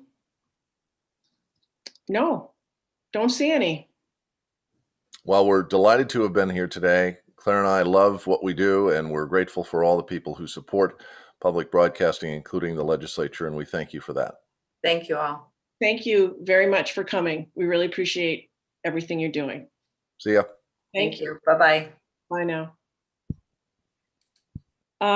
So we are at the point where we have finished with the cultural institutions, and we're going to turn now to the higher ed systems. I consulted with my co-chair about taking a break, but we decided we were going to charge ahead. So if anybody needs to take a break, obviously you can turn off your screen and your microphone and go ahead and do that.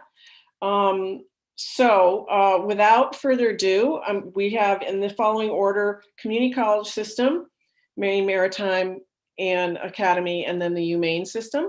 So I'm going to admit President Dagler, and then when he gets here, see if he has some staff people who he brought. So President Dagler, when you get here, just give us a shout out so we can find you.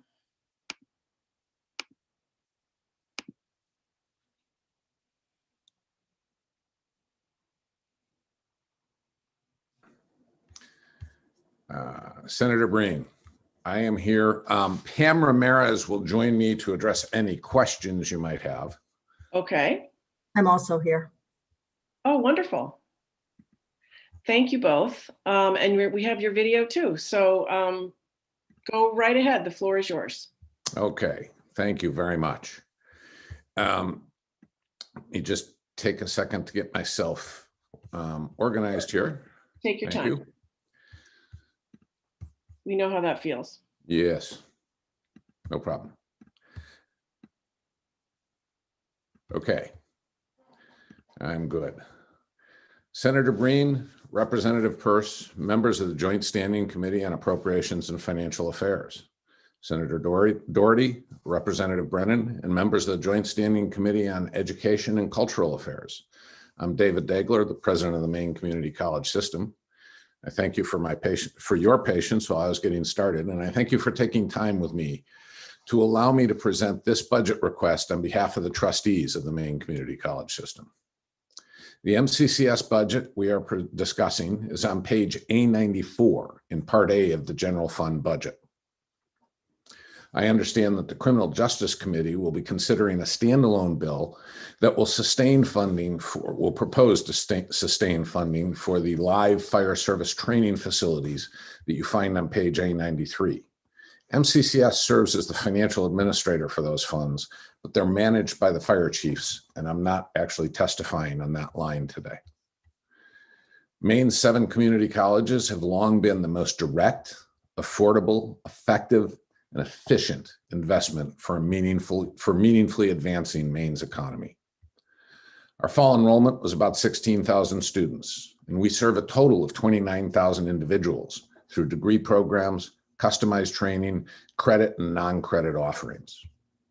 We educate Maine people for all walks of life to provide them the skills they need for a stable and rewarding life.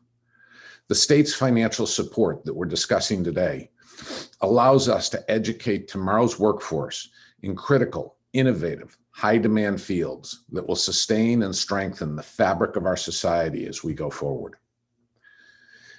Now, the economist in me wants to present to you a very thorough analysis of how this recession differs from those in the past.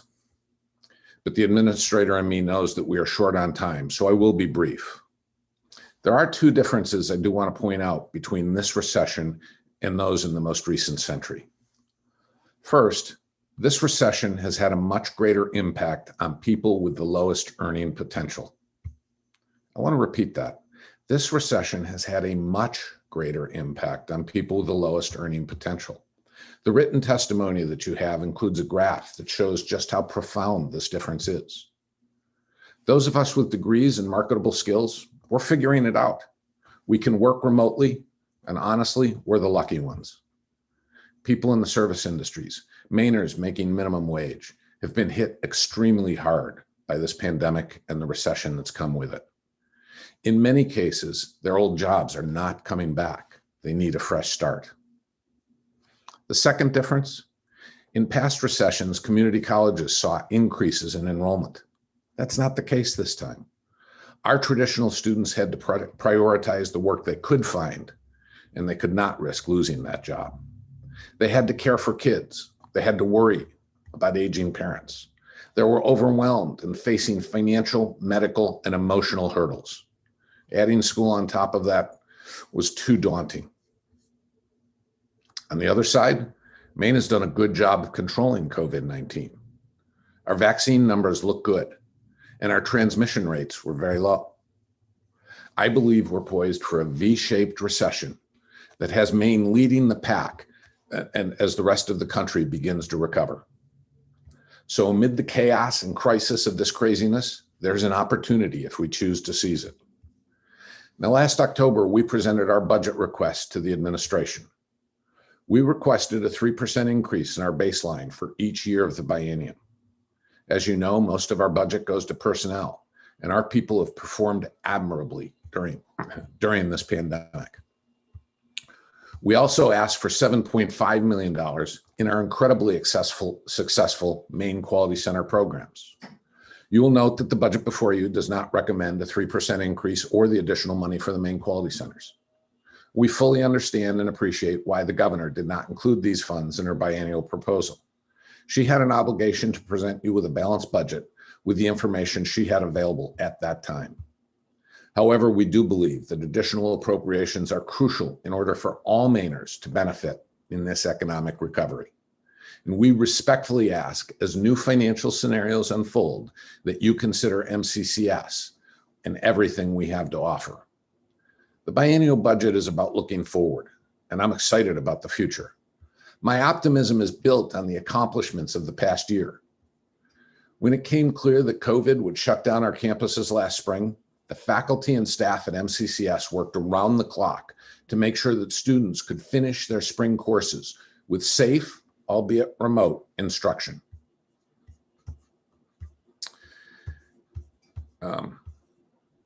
Our college has also donated protective equipment and respirators to medical partners.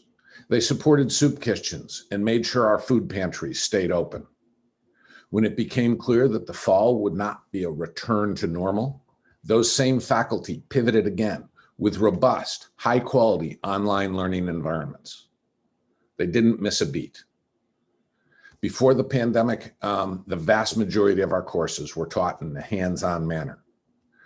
With COVID, that has been reversed. To protect the hands-on learning that can only occur on campus, whether it be baking a souffle, fixing a Ford 150, drawing blood, or welding pipes, we had to shift about 70% of our classroom instruction to remote learning. This was no simple effort. It took time and it took money. We also reduced the capacity in our residence halls so that each student had their own room. We needed to make these choices to keep our campuses and our communities as safe as possible. You may wonder why we did not take an approach similar to our sister institutions in higher education and stand up a robust testing regimen. Under advice from public health officials, we determined that since most of our students move between home and class and work, COVID tests would be invalid within hours. It just didn't make financial sense. Instead, we paired a screening app with staff follow-up to find and assist anyone in the college community who might be in contact with or have contracted COVID-19. I'm going to knock on wood here, but I will report today that to date, we have not had a single instance of on-campus transmission. We remain vigilant, and we hope that continues throughout the semester. From a financial perspective, the costs have been huge, but we've used federal funding wisely to mitigate many of those expenses. That aid met some, but not all of the costs we've incurred. Between the two federal aid packages, MCCS has received about $28.7 million. 8.7 of that was directed to student emergency aid, and 20 million is being used to support institutional costs related to COVID-19. There are pie charts included in the packets that we distributed that show the outlay of both the CARES and CRISA funding to date. We're very proud of the work our faculty and staff have done to maintain our high standards and our level of excellence. A flat budget paired with the fiscal constraints caused by COVID-19 will not allow us to compensate our staff and may result in layoffs. Those are the hardworking people who stood by our students during this entire pandemic.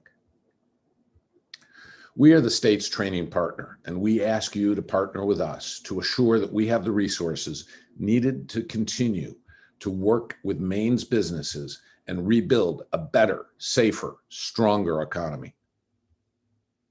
If there was ever a need for additional evidence that the community colleges could respond quickly, efficiently, and effectively, our response to the pandemic has demonstrated that we're incredibly nimble and we respond very fast. We are in constant talks with Maine's healthcare industry about how we can support their hiring needs. The allied health professions represent our largest group of academic programs. I hope you've seen that the news that three of our nursing programs were ranked in the top 10 in the state. We also developed a needed pipeline of educators. When the Department of Education identified a need for people trained to work in classrooms, supporting certified K-12 teachers who had to be remote for health reasons, our innovative faculty at Eastern Maine Community College created the Learning Facilitator Program. They designed that program so it had a lasting value. The people trained as learning facilitators have the credentials needed to qualify as ed techs in the post-pandemic classroom.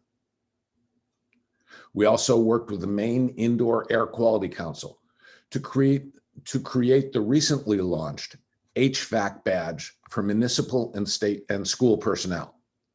People earning that badge will know how to make sure that the air quality is up to speed and that our public buildings are as safe as possible, not spreading the virus to adjacent rooms. The Maine Quality Centers are free to the trainee, and they lead directly to an existing job. State statute requires that they have an ROI of 3 years. I am proud to tell you that wage growth from the program participants returns funding to the state in well under 3 years. Our trainees get good, robust paying jobs. I'm sure you've heard of the Puritan Medical story. Becky has sent you a link to a short video about our involvement in that program. But let me tell you, on May 1st, we received a call from Puritan, and they needed to train employees for their new production facility. Before the summer ended, we had 350 workers fully trained and ready to make swabs necessary for COVID-19 testing. We responded in weeks, not months or years. When Hospitality Maine reached out and asked us to provide COVID-19 safety training for the food service and lodging staff, we ramped up 4 online training programs. To date, almost 3,500 hospitality workers have COVID readiness badges, adding to Maine's brand as a safe place to live or visit, and that brand is paying dividends. Our Quality Center programs train people in hospitality, healthcare, manufacturing, education in Maine's forest and on Maine's coast. Now, lastly, but certainly not least, with the right investments, we can provide the workforce needed to install and maintain the equipment needed to build Maine's green economy. We need technicians that can work on electric cars. We need 450 Journey electricians to install solar panels. We need 100,000 heat pumps installed by qualified personnel. If we invest in Maine's workforce, that's a need that was articulated in the 10-year economic plan and by the Economic Recovery Committee. We can move Maine forward. But we need your help. As we look forward, please recognize that Maine has an opportunity and a choice. Do we train the 33,000 unemployed for vacant positions that are going unfilled? Do we find new ways to get the 30,000 people who have left the workforce altogether and get them the skills they need so that they can be productive in this economy? Do we help our manufacturing partners by building a workforce needed to fill the orders that they are currently turning away? Do we build a green workforce for a sustainable environment? Do we support our children in the K-12 system? Do we fill virtually thousands of vacancies that exist right now in hospitals and senior care facilities? Do we support Maine businesses that are anxious to recover from this pandemic?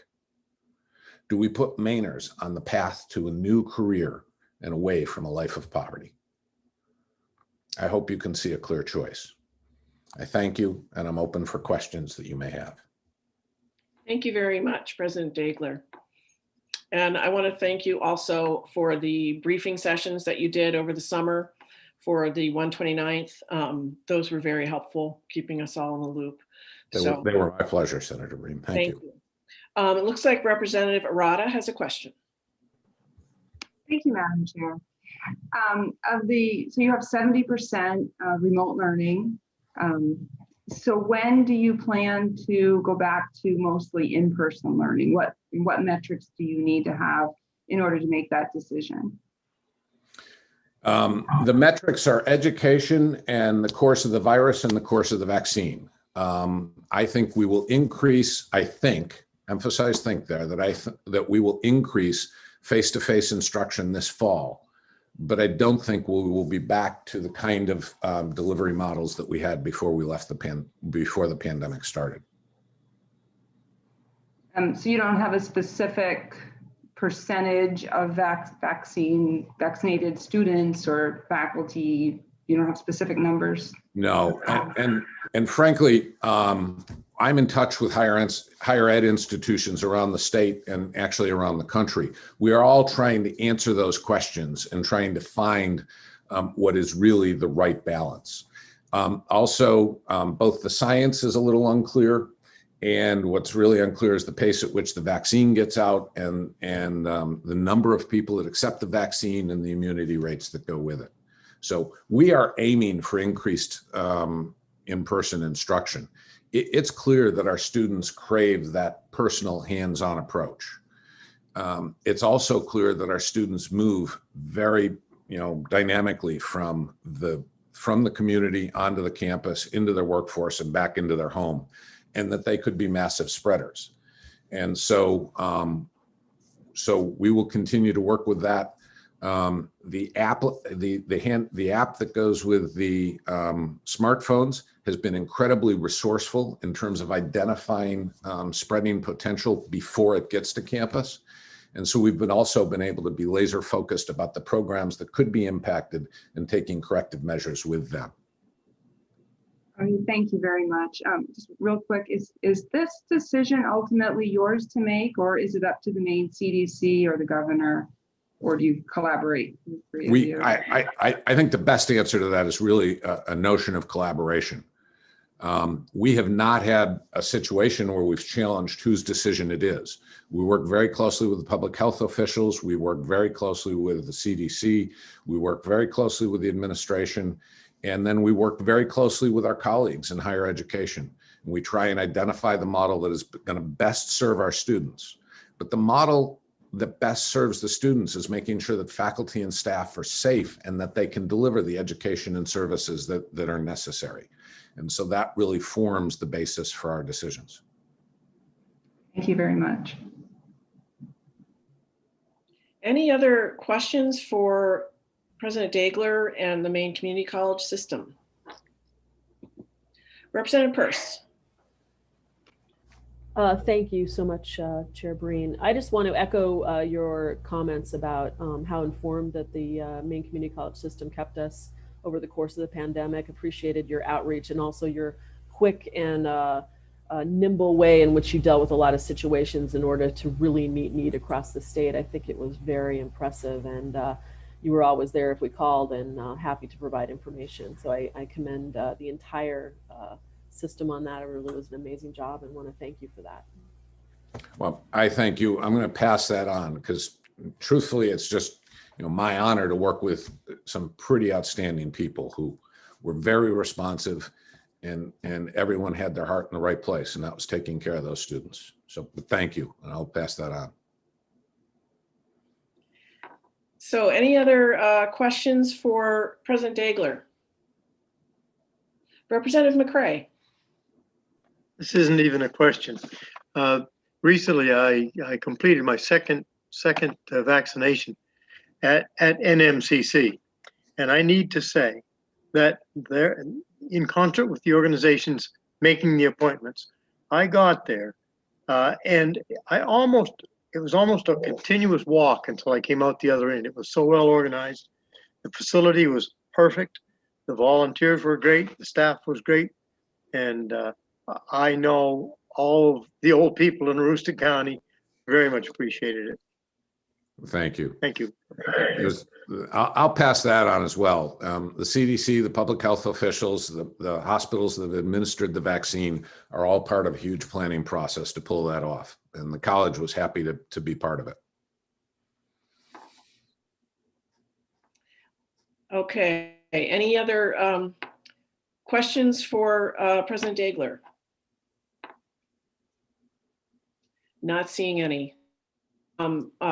Thank you very much, President Daigle. Thank you. Senator Breen, Representative Hymanson may have had his hand up. Thank you. Representative Hymanson. Thank you. You mentioned that if money were to come available, that you would like for us to circle back to you. Do you have a shovel-ready kind of budget that anticipates more funding if that were to happen?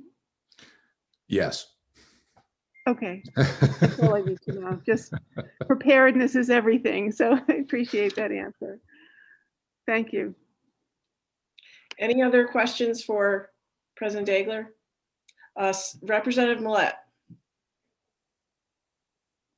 Thank you, Madam Chair.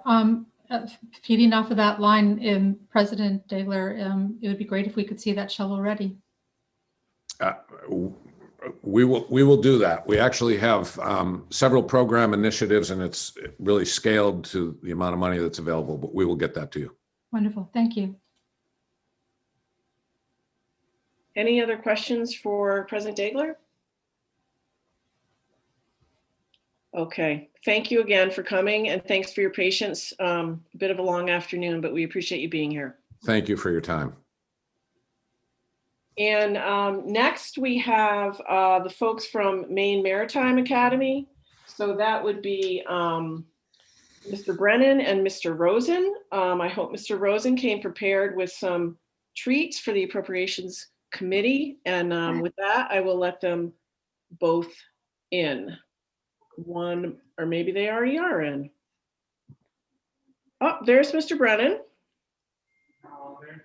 And is Mr. Rosen with us yet? Yes, I'm in. Wonderful. There he is. All right. Mr. Brennan, would you like to begin? Thank you for the opportunity to be here today, Senators Bream and Daughtry, Representative Peirce and Brennan, and members of both committees. I've provided the committees with copies of my testimony, and so in the interest of time, I'll summarize that. And as you've already pointed out, and I'm pleased to acknowledge that Richard Rosen, our Vice President for Financial and Institutional Services, is joining me today.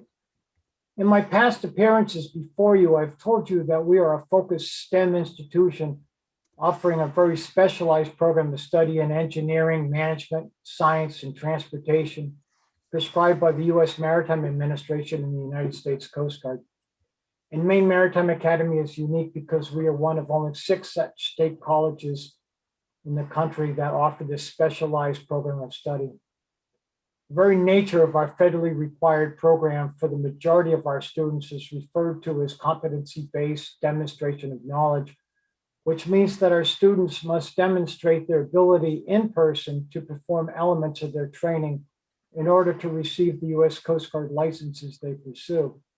This cannot be done online, and for this reason, MMA is at a significant disadvantage in meeting the challenges presented by COVID-19.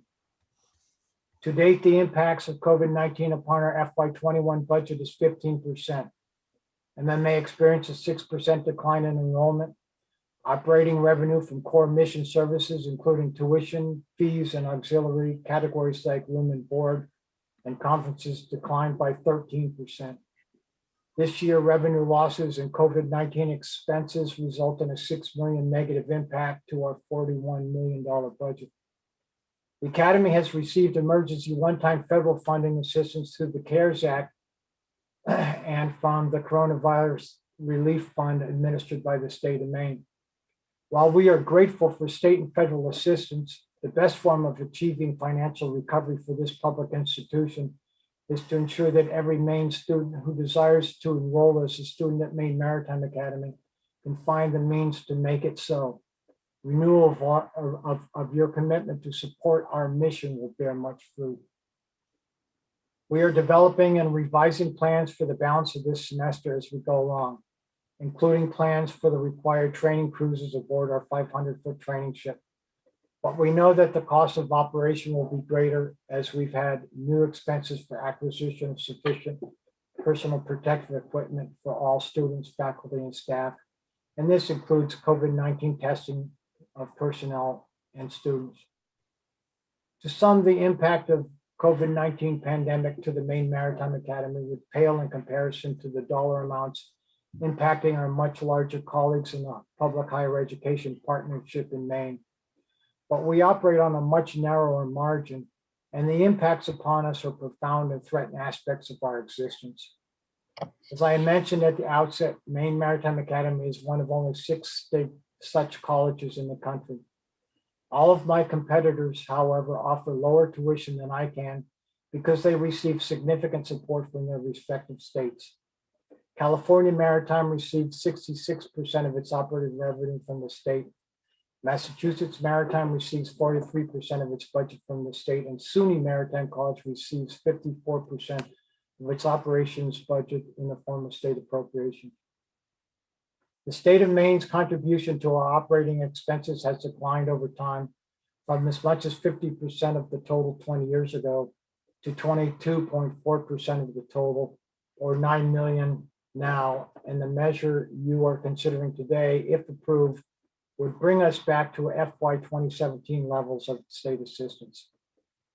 Should a strategic commitment be made to increase and maintain state support for Maine Maritime Academy, I suggest a biennial goal of funding a minimum of level of 25% of total revenue from the state baseline appropriation. If resources become available, I also request the restoration of funding associated with the cost of living adjustments for academy personnel, a restoration of regular funding for repairs, upgrades, and capital improvements to facilities, including the infrastructure bond funding for critical repairs to our aging central dormitory that was left hanging when the last legislature had to abandon its session due to the threat of the pandemic. We at Maine Maritime Academy, the faculty, staff, and certainly our students are appreciative of your efforts to help us address some of the obstacles we've confronted in the past, but we now face a much different landscape. I'm a realist, and I know that there are serious needs that will press upon you. And I simply ask that you give this very unique and iconic institution fair and equitable consideration as you address spending priorities. I want to thank you for your time and consideration regarding the recommended biennial funding for the Academy. And Richard and I would be happy to attempt to answer any of the questions you have at this time or later during the committee's work session. Thank you very much. I stand ready to respond to any questions. Thank you very much, Dr. Brennan, and thank you, Mr. Rosen, for being here. Are there any questions from the committee members for the folks from the Maritime Academy? Not seeing any. If you do have some, please raise your hand in the. Representative Millett has a question. Senator Millett, Representative Millett, thank you. Thank you. I would just pose the same question to Dr. Brennan. If you would please just provide us with what that amount would be to make you whole for the coming biennium. That'd be great. Thank you. Certainly. Any other questions for the Maine Maritime folks? Okay, not seeing any. Thank you both for coming. We really appreciate all you're doing, and look forward to seeing you again soon. Thank you, and I wish you well with your challenges. Thank you. Last but very, very far from least, we have the University of Maine system. We have Chancellor Malloy, as well as Dr. Farini Mundi, who's the president. And I'm going to welcome them over to the panel side. If you could just give us a little shout when you get here, that would be helpful so we can find you.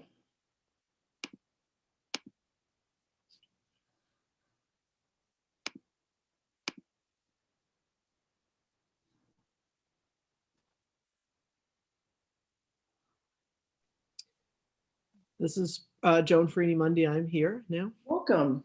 Thank you. And Chancellor, have you joined us?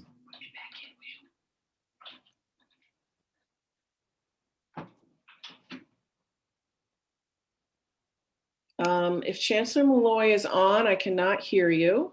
I see your picture, but you're on mute. Okay, can you hear me now? I can hear you. Would you like to turn on your camera? Or are you going to stick with your photo? Hopefully the camera will come on. It should be coming on at any rate. Why don't I start and we'll see whether we can straighten out that little problem. Sounds good.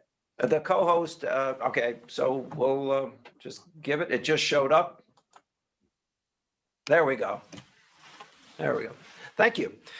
Senators Breen and Daughtry and Representatives Peirce and Brennan and distinguished members of the committees, thank you for allowing me to address you today and present ourselves in support of what the governor has sent to you in her biennial budget for the public universities of the state of Maine. We are, after all, the largest driver of social mobility, economic recovery, and innovation for the future in the state of Maine. I would like to begin by saying 1 year ago, I actually stood before you, many of you, at a supplemental budget hearing, warning of the challenges that a flat fiscal year 21 appropriation created for our universities, especially then given our additional $11.5 million in collectively bargained personnel cost and our commitment to Maine students and their families to limit tuition increases to the rate of inflation. At the time, our system had begun planning for the novel coronavirus that had just closed all the schools in Japan, but we never could have imagined the devastation the pandemic would inflict on the American people or the global economy, or so that so many people would continue to be suffering to this date.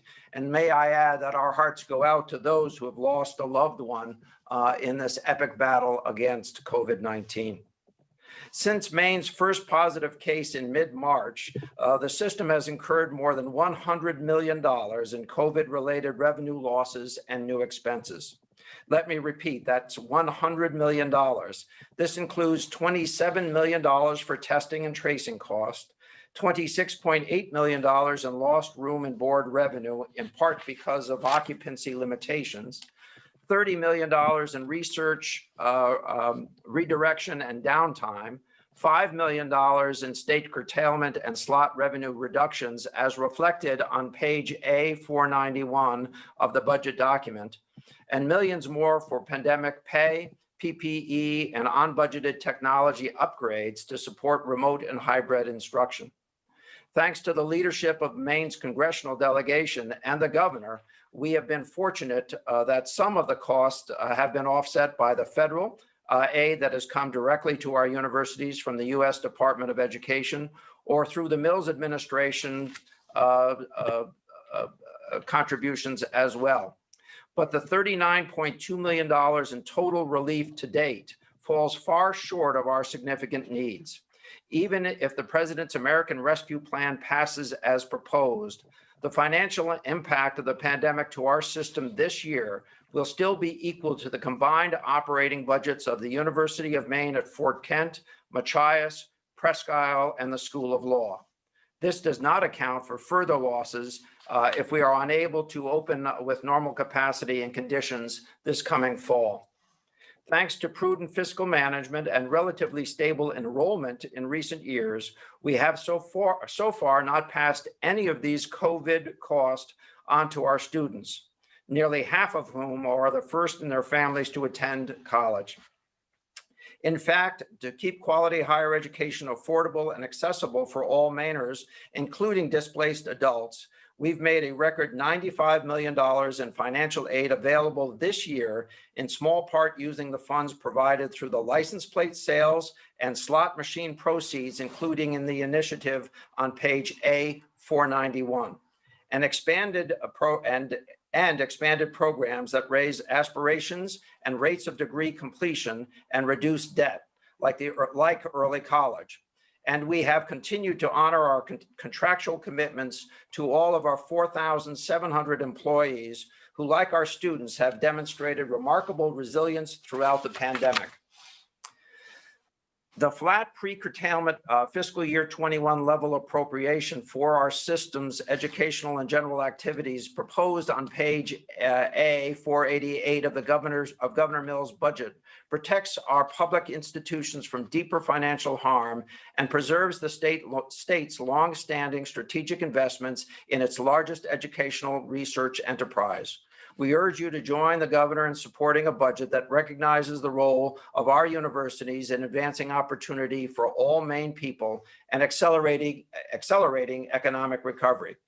But I must be clear, while flat funding instead of the deep cuts we were initially warned of will ease our financial challenges, it does not solve them. As we enter a new round of labor negotiations with our 6 bargaining units and our trustees prepare to set tuition rates for the 2021-22 academic year, we must be honest with you and our campus communities about the difficult decisions ahead. Over the last decade, our state appropriation has increased on average less than 1% year over year. And like our tuition rates have actually, during a time in which our tuition rates have actually decreased when adjusted for inflation. At the same time, the compensation costs that account for more than 2/3 of our operating expenses have steadily risen, with our full-time faculty, for example, receiving annual increases of between 1.5% and 3% each year. This revenue expense balance is simply not sustainable, especially given our physical plant's $1 billion backlog in deferred maintenance and imminent need that must be addressed to meet federal accessibility requirements and basic health and safety standards, let alone actually be competitive in attracting the best and the brightest students available. As the legislature prioritizes investments that will yield the greatest return for Maine's future and to be sustained, I would argue growing funding for public university education and research must be paramount. Whether you look at the 10-year state strategic plan or the Economic Recovery Committee's recommendations, the path to prosperity for Maine and its people starts with bold investments in talent development to prepare Mainers for high-demand, good-paying jobs, and in commercially promising research and innovation that leverages key sectors of strength like our natural resource-based industries. And there is data to support this. In the first 6 months of the pandemic, employment among Maine's low-wage workers who typically lack a post-secondary or credential fell by 27.6%. While employment among middle and high wage workers actually increased, with high wage professionals who usually have a 4-year or advanced degree seeing double-digit rise in employment. Just last week, a study was released showing that the University of Maine alumni pay 49% more state income tax than the statewide average. And consistent with the 10-year plan's goal, growing wages by 10%, the median income of working age Black Bear alumni is more than double the state's overall median income. In the last decade, our universities have conferred 55,982 degrees, with the greatest number of graduates in fields that directly strengthen our communities and our economy, led by nursing and health professions, business, education, and engineering. I often say that while you could have been working in higher education for any length of time over the past century and never have encountered a global pandemic, I was lucky enough to experience one in my first year. And I really mean that in some senses, at least. While the financial fallout has been unlike anything our universities have ever faced, so too has the opportunity presented by the pandemic to show the people of Maine the positive impact our institutions have on their lives. From our initial decision last March to close our campuses to the vaccinations our nursing students are voluntarily administering at this very minute in your communities, we have acted with the best interest of Maine in mind and have been guided by science. Our universities have put students and employees first.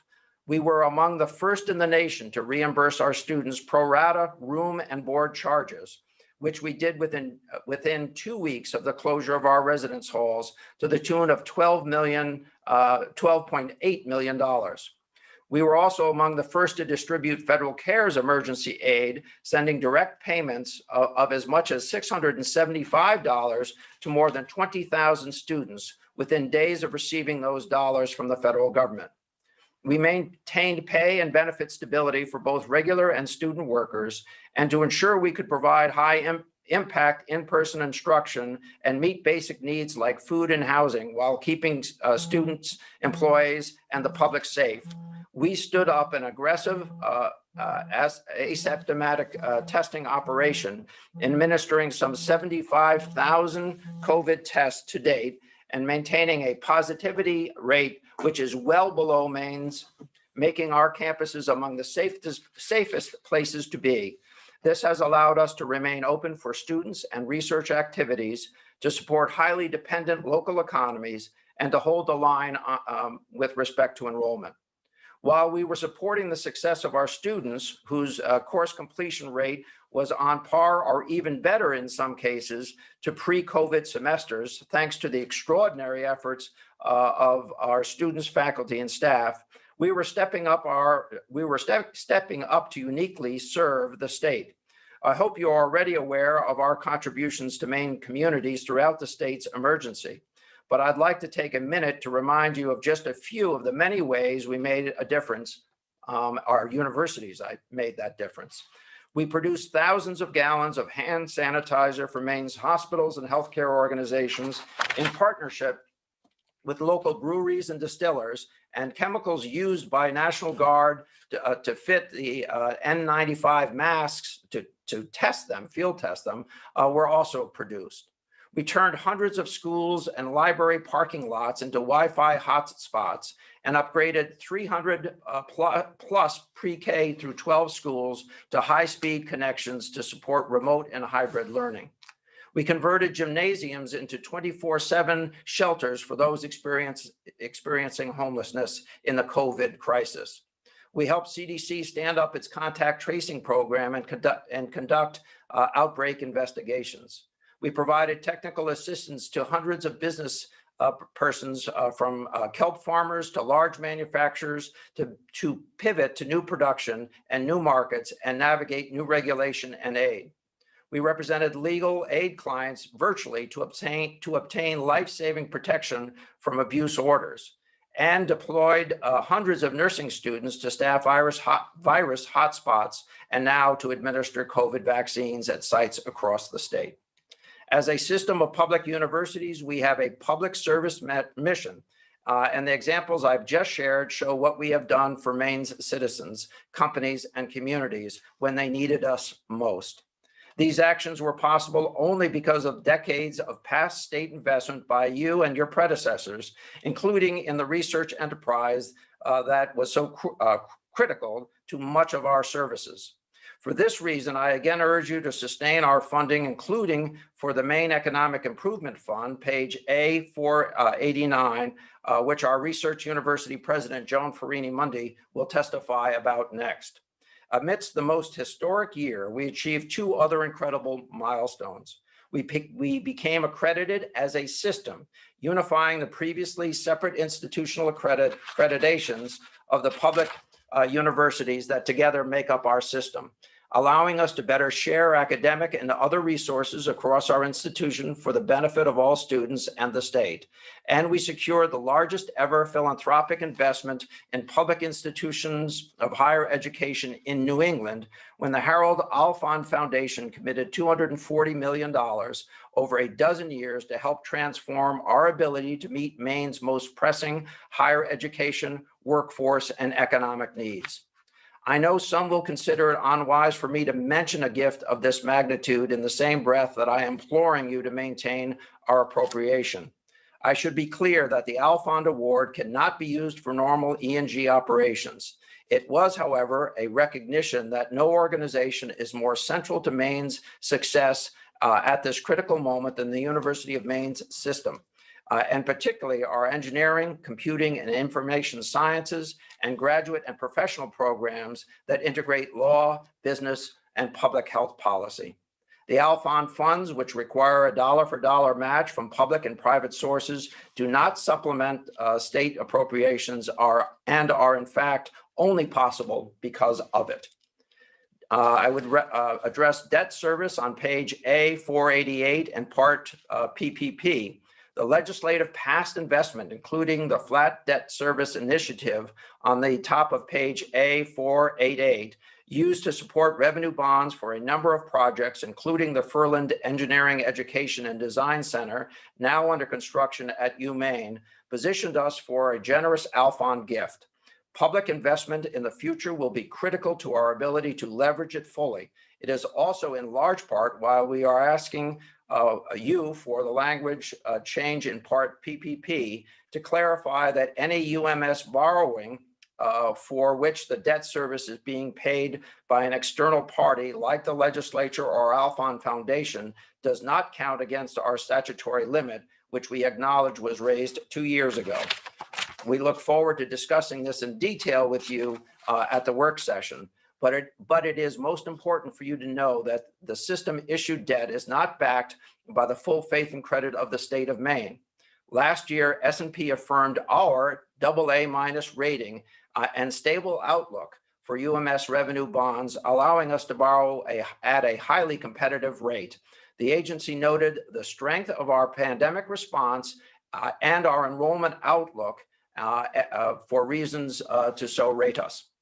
I also want to touch on the Casco Bay Estuary Project, page A487, and draw your attention to that last item. It is a reference, excuse me. It can be found, as I said, on page 487. There is no proposed increase in funding for Casco Bay Estuary Project, a cooperative effort within the University of Southern Maine's Muskie School to protect and restore water quality and fish and wildlife habitat at Casco Bay and its watershed while ensuring comparable human activities. This program is of great importance to the environment and economic vitality of the watershed, which encompasses 41 municipalities and 985 shoreline miles. Its director was among 24 scientific experts from our system that informed development of the Maine Climate Action Plan, another of the many ways we add value to the state. I want to close by thanking you for your partnership with the University of Maine system, which has made possible the activities and accomplishments of the past year. We look forward to responding to the state citizenry need on an ongoing basis. And we stand ready at this time to answer your questions. Thank you very much, Chancellor Malloy. And I know that President Farini Mundi is with us. Does she have some opening remarks as well, or were you going to take questions right away? I'm happy to have her speak if she's available to us. If not, I thought she was going to be brought in afterwards, but either way is fine. President Farini Mundi, why don't you go ahead? Okay, thank you very much.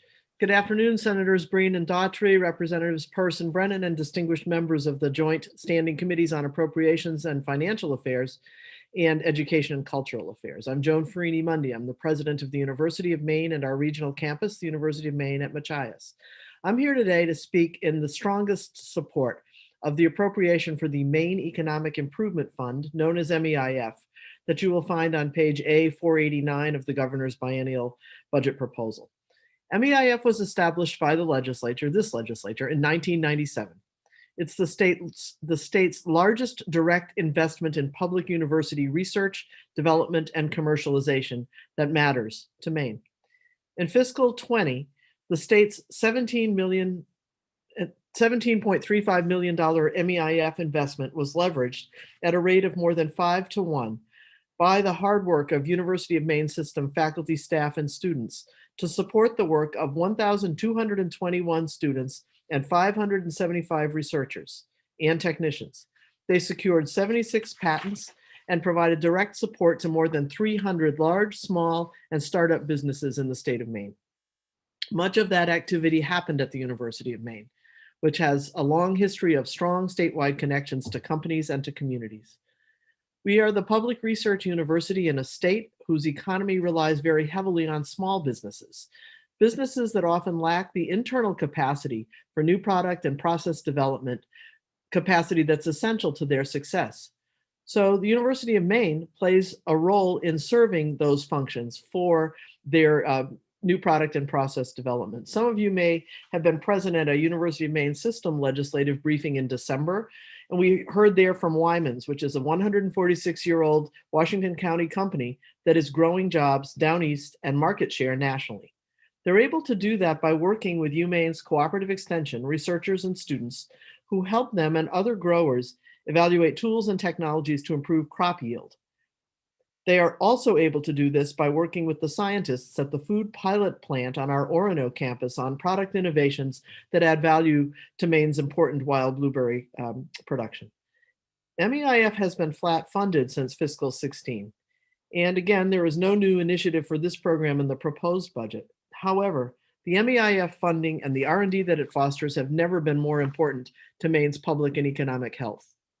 Much of the university's rapid response in the state's fight against the global pandemic, which you've heard from Chancellor Malloy, from hand sanitizer production in partnership with the craft distilleries to helping major manufacturers pivot to the production of PPE, was possible only because the past MEIF investment accumulating over years and the infrastructure that it put in place were there and were ready to support our state. So we're all very grateful that this funding has continued.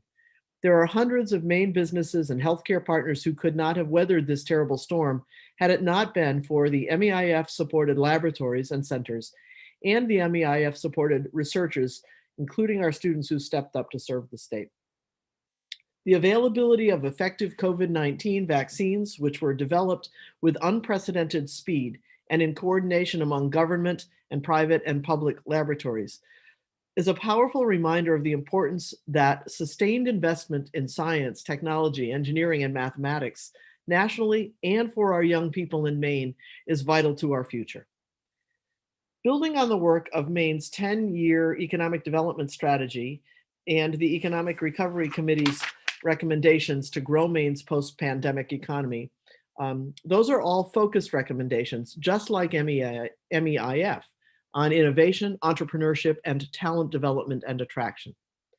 The ERC identified several high potential industries, including seafood and agricultural product processing, forest products, bioproducts and renewable energy, and agile manufacturing that could be further catalyzed with bolder investment in public-private partnerships, the kind that MEIF can support. Those same industries happen to be tied to areas of tremendous strength at UMaine. Our research, development, and commercialization activity is directly supporting strategic adaptation for the future through the integration of science and new technologies that include artificial intelligence and our demonstrated leadership in engineering, advanced materials, composites, and climate research. Your ongoing appropriation for MEIF is an important foundation to implementing the ERC's recommendations, and the university is a vital partner. It will allow all of our universities to continue to respond, partner, and lead in creating solutions to Maine's challenges while fully realizing its opportunities. And I can't remind you enough how central this work is for our students. It gives them the experience of feeling that they can make a difference for their state as undergraduates and graduate students. They're at the center of our research activity, gaining practical experience and problem-solving skills, and you are helping through MEIF to develop the next generation knowledge and innovation workforce to fill key leadership positions and attract new businesses to the state. However, as the latest measures of growth report flags, the lack of increasing investment in R&D is one of the greatest hindrances to Maine's prosperity. Maine ranks in the bottom 5 of all US states for total R&D expenditures, including those by industry and in universities. Just 0.8% of our GDP goes toward R&D. The New England average, for example, is 4.4%. These lagging investments do limit growth and opportunity, not just for Mainers and employers here, but also for our state's overall economic prosperity, because a robust R&D infrastructure can actually be an attractor for new companies and for expansion of existing companies. And the R&D expenditures are directly tied to the leading indicators of a state's economic health, which also include wages, prices, and productivity. I want to thank the legislature for its tremendous vision in creating the MEIF almost 25 years ago, and for your continued support in the years since. While our biomedical and chemical engineers were able to figure out the formula for hospital-grade hand sanitizer and get it into hospitals in Bangor and Lewiston within 24 hours, I know it can sometimes seem that our university-based research and development work takes a long time to realize a return for Maine, but it always does realize that return. Take the incredible work that you know well of Habib Dagger and his team at our world-class Advanced Structures and Composites Center, where they are engineering the floating technologies that can harness the strong coastal winds off of our deep waters. After more than a decade in development, this past year, that project attracted $100 million in private investment to Maine. Or consider the caribou russet, a new potato that took years for our researchers to breed, but is easy to grow, produces high yields, and tastes great mashed, fried, or baked. As these examples and certainly the pandemic have proven, the investments that you are making now in MEIF will pay dividends far into the future. Thank you very much for the opportunity to speak with you, and I'll be happy to participate in the questions.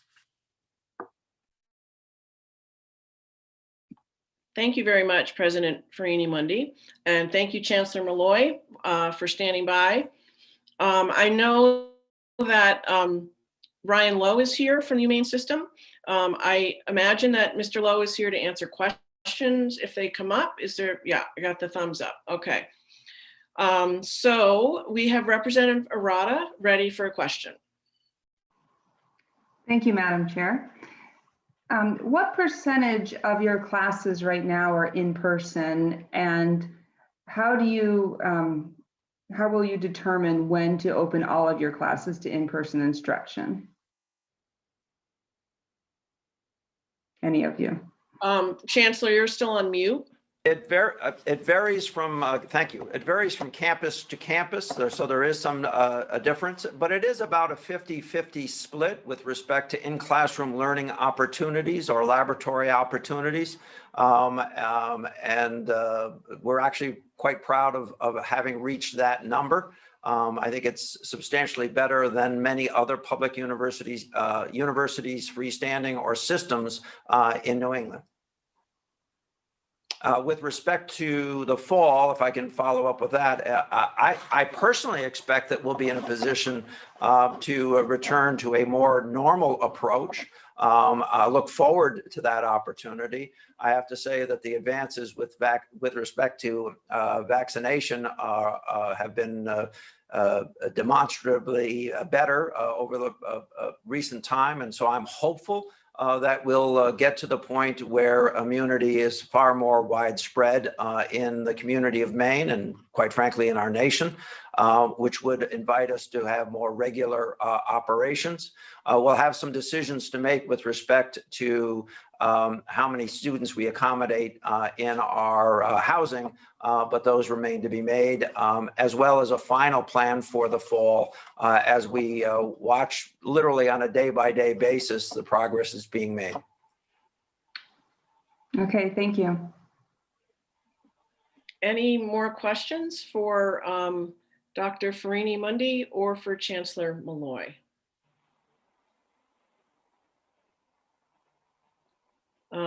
Representative Fay. Thank you, Madam Chair. I like potatoes a lot, and I was wondering where one can purchase caribou russet potatoes because I haven't been able to find them in my local market. So I know that I've been able to find them in Hannaford, but I will find out more for you, Representative Fay, and get back to you. Thank you very much, President Freeney. But I want to be clear, we're not endorsing one provider versus another. Absolutely. I'm sure there are more. I'm sure there are more. Favoritism, no favors for legislators. It's all above board. We're all pro potato. I think we can. Yeah. Representative McCray. Yes, Representative Fay. Come to the county. Yeah. All right. Any other questions for the folks from Humane System? I want to repeat what I said to President Dagler. I really appreciated the updates that the system provided to the legislature over the summer and fall while we were not in session. I can't say that I attended every one of them, but I know that I speak for many that we really appreciated the outreach and the update and your being proactive about keeping us in the loop. Thank you. Any questions for the Humane folks? All right. Well, thank you again for joining us, and we will let you sign off. Thank you. Thank you. There are some folks in attendance still who I believe might be here to offer public testimony. Let me just check in with Mandy or Maureen. Could one of you give me some advice on that? I see there are still 6 people in the waiting room. Some of them have already spoken and are hanging out and listening. Here comes Maureen. Hello. Mandy. So, Madam Chair, I believe you have a list of those who were hoping to speak from the public. And so if you can match those names, I think had Mandy emailed that, or perhaps she can get you. We can just really quickly, or Mandy may be able to. I can print off a copy and bring it into you real quick if you'd like that. It appears that Ms. Sophie Wilson perhaps is a. Okay. She's on our list. Okay, why don't we start with Ms. Wilson, and Mandy, if you could slip a note under my door with the other names, that would be great.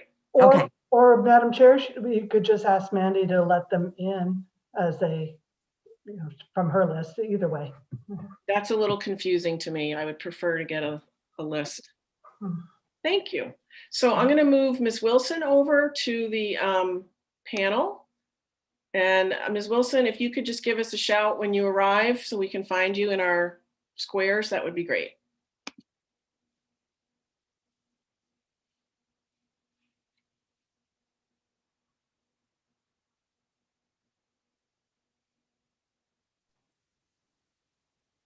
There she is. Welcome. Thank you.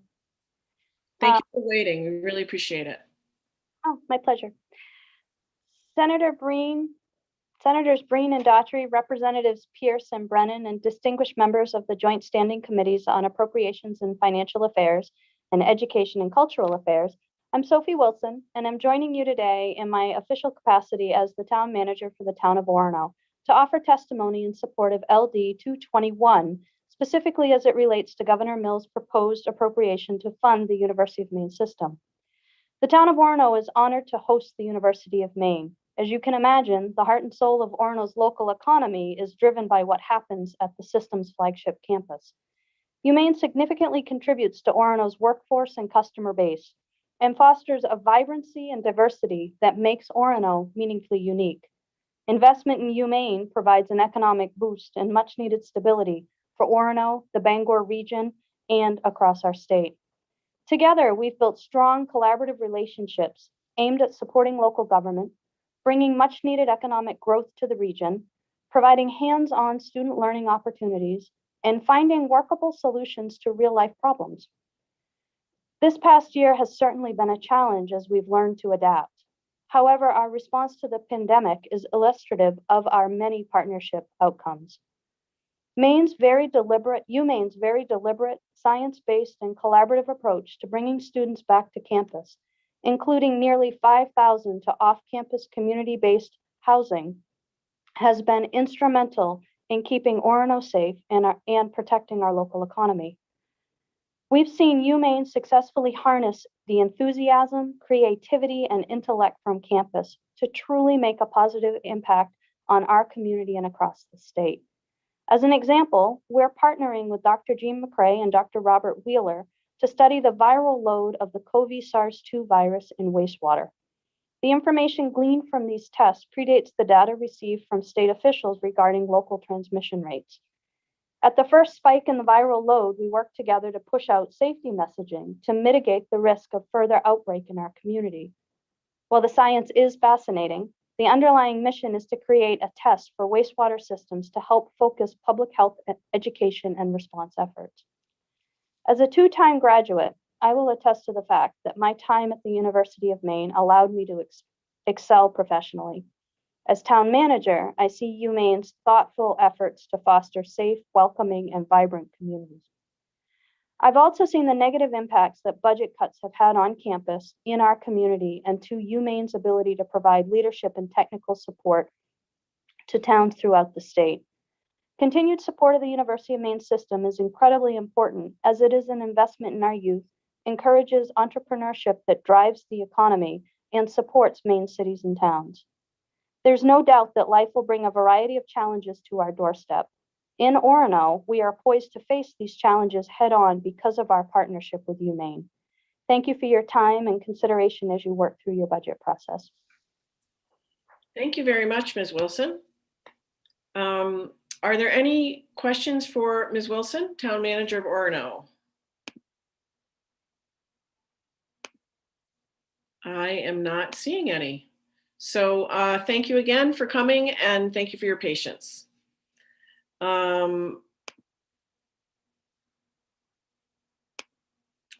So next we are going to have David Glidden.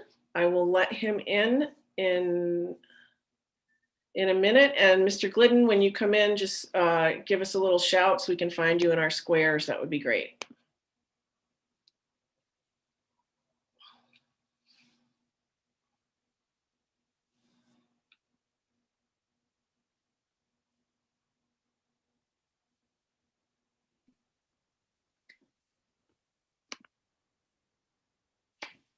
Hello, am I here? There you are. Thank you for joining us. Thank you. Well, Senators Breen and Daughtry, Representatives Peirce and Brennan, and distinguished members of the Committees on Appropriations and Financial Affairs and Education and Cultural Affairs, my name is David Glidden, and I'm a secondary education major at the University of Maine at Machias from Cutler, Maine.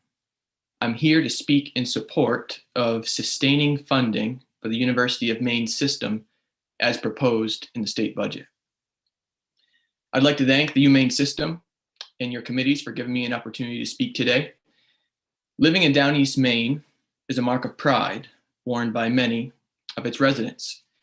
Part of the reason for that is because of the general understanding that making a living and surviving here can be a real challenge. As many of you well know and understand, the challenges here have only been exacerbated by the pandemic. However, I would like to tell everyone here about how the University of Maine at Machias, which is now a regional campus of the University of Maine, has not only been a great boon to our region, but also a crucial beacon of hope for me personally. I'm a first generation non-traditional student at UMM. And like many in my area, a major stumbling block in the way of higher education is the fear of cost. After being displaced from the lobster fishing industry, which has taken some serious hits in recent years, I found myself in a troubling predicament.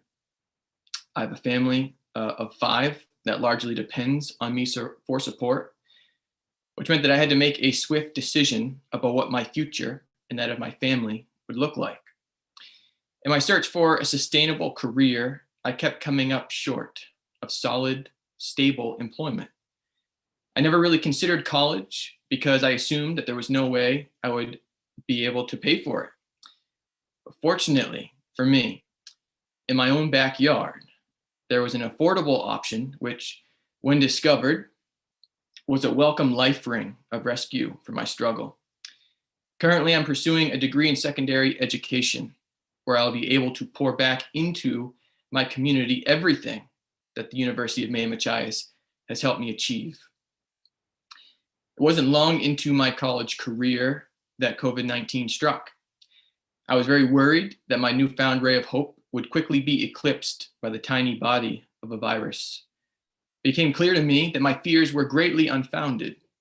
My professors worked with urgency and diligence to fundamentally transform their classes to work in a remote format. Meanwhile, I wanted to do more during the pandemic to help my community and use what I was learning at the University of Maine Machias to give back. I applied to my local elementary school, Bay Ridge Elementary, and I got a position as a long-term 8th grade sub with the same responsibilities as a teacher, even though I do not have my teaching certificate yet. I take very seriously my responsibility as an educator of the kids in my community, but I am still in school myself, or because I'm still in school myself, I uniquely understand what they're going through. And I've developed tools to adapt to my own remote, hybrid, and in-person learning with the help of my University of Maine Machias professors that I can in turn share with my own students so they too can be successful during this difficult time. One of the things that my professors at UMM have taught me is how important it is for educators to model the correct attitudes in the classrooms. Whether there's an attitude towards learning or diversity, or an attitude towards public health and safety. I'm thankful that the faculty and staff at UMM and throughout the UMaine system have modeled great enthusiasm for me as a student and commitment to my success. I want them, you, to know just how much having access to affordable higher education close to home means to me. Without UMM, I do not know if my dream of having a stable, sustainable career for which higher education is necessary would ever be achieved. I believe that my story represents those of so many students, young and old, here in Down East Maine.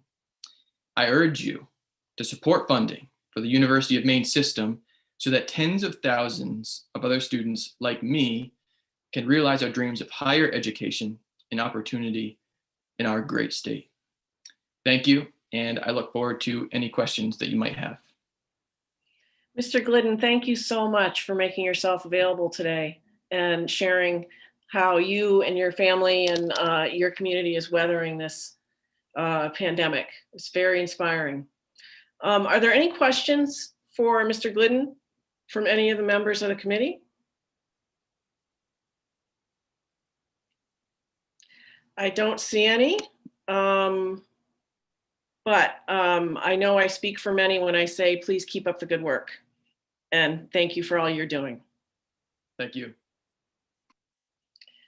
So next we have Katrina Ray Solis. And if Ms. Ray Solis, again, could just give us a little bit of a shout out when you arrive so we can find your square, that would be great.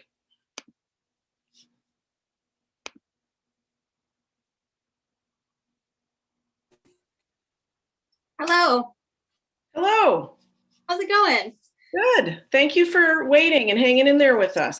Yeah, well, I'm in my sewing room, so I was able to just like fidget while I waited. It's kind of cool to do this from home. Good. Well, thank you. Senator Breen, Representative Pierce, Senator Daughtry, Representative Brennan, and members of the committees on Appropriations and Financial Affairs and Education and Cultural Affairs. My name is Katrina Ray Solis. I live in Augusta. I currently teach at Central Maine Community College and Kennebec Valley Community College.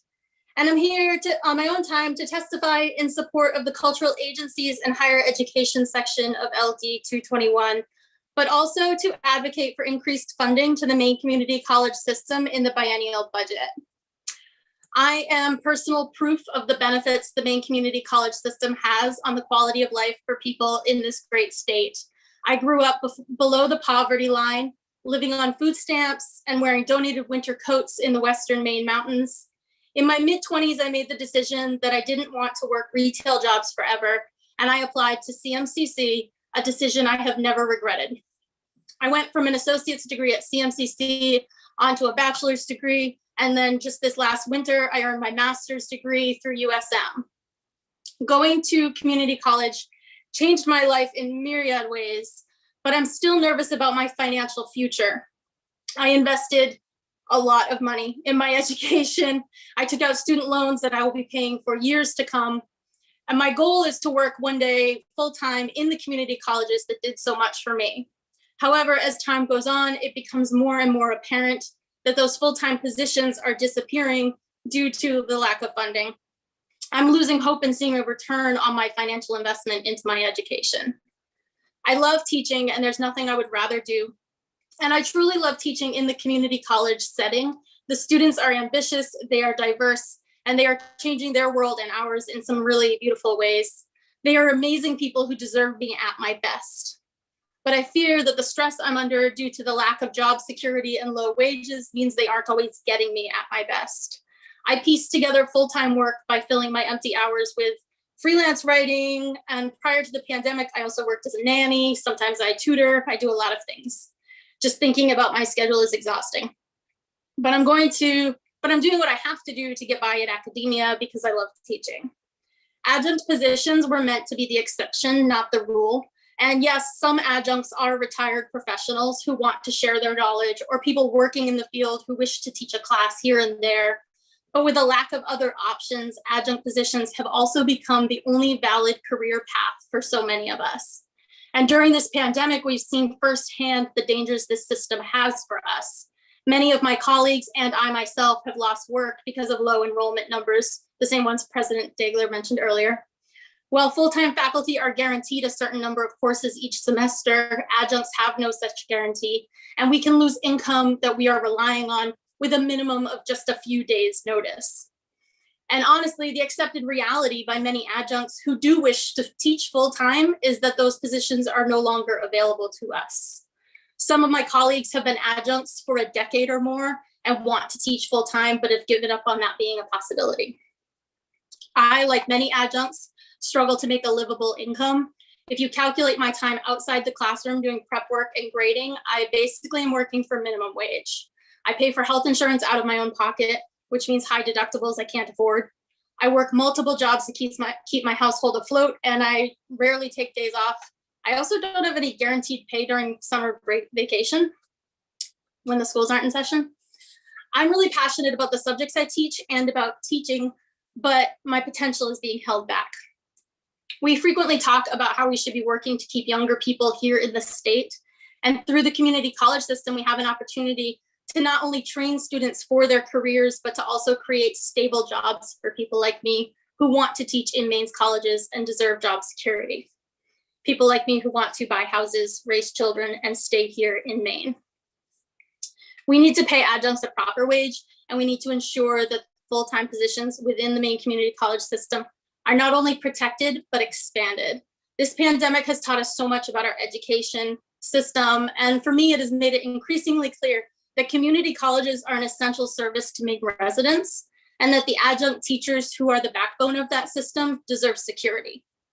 While funding appears to be flat in this budget for MCCS, I would suggest instead providing additional funding for the MCCS system in the biennial budget. This would be an important step toward providing adjuncts with job security, healthcare, and career paths. It is also critical for ensuring that the Maine community college system can be competitive in hiring the best employees. Maine's adjunct instructors value Maine's educational institutions, and we are asking you to show us that you value us as well.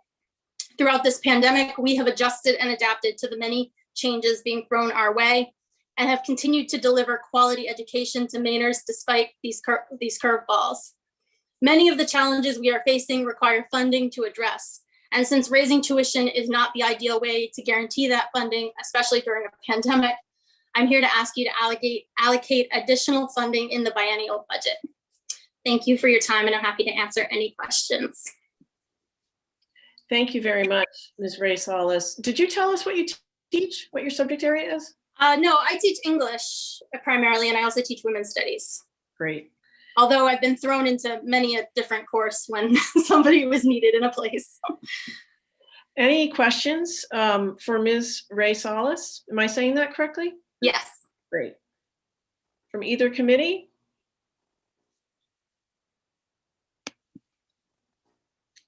Not seeing any. So again, I want to thank you for waiting, and thank you for hanging in there and coming and talking with us today. Thank you. Thank you. Next, we have Mitch Sanborn. I'm going to move him over now into the panel. So if he could give us a shout when he arrives, that would be great.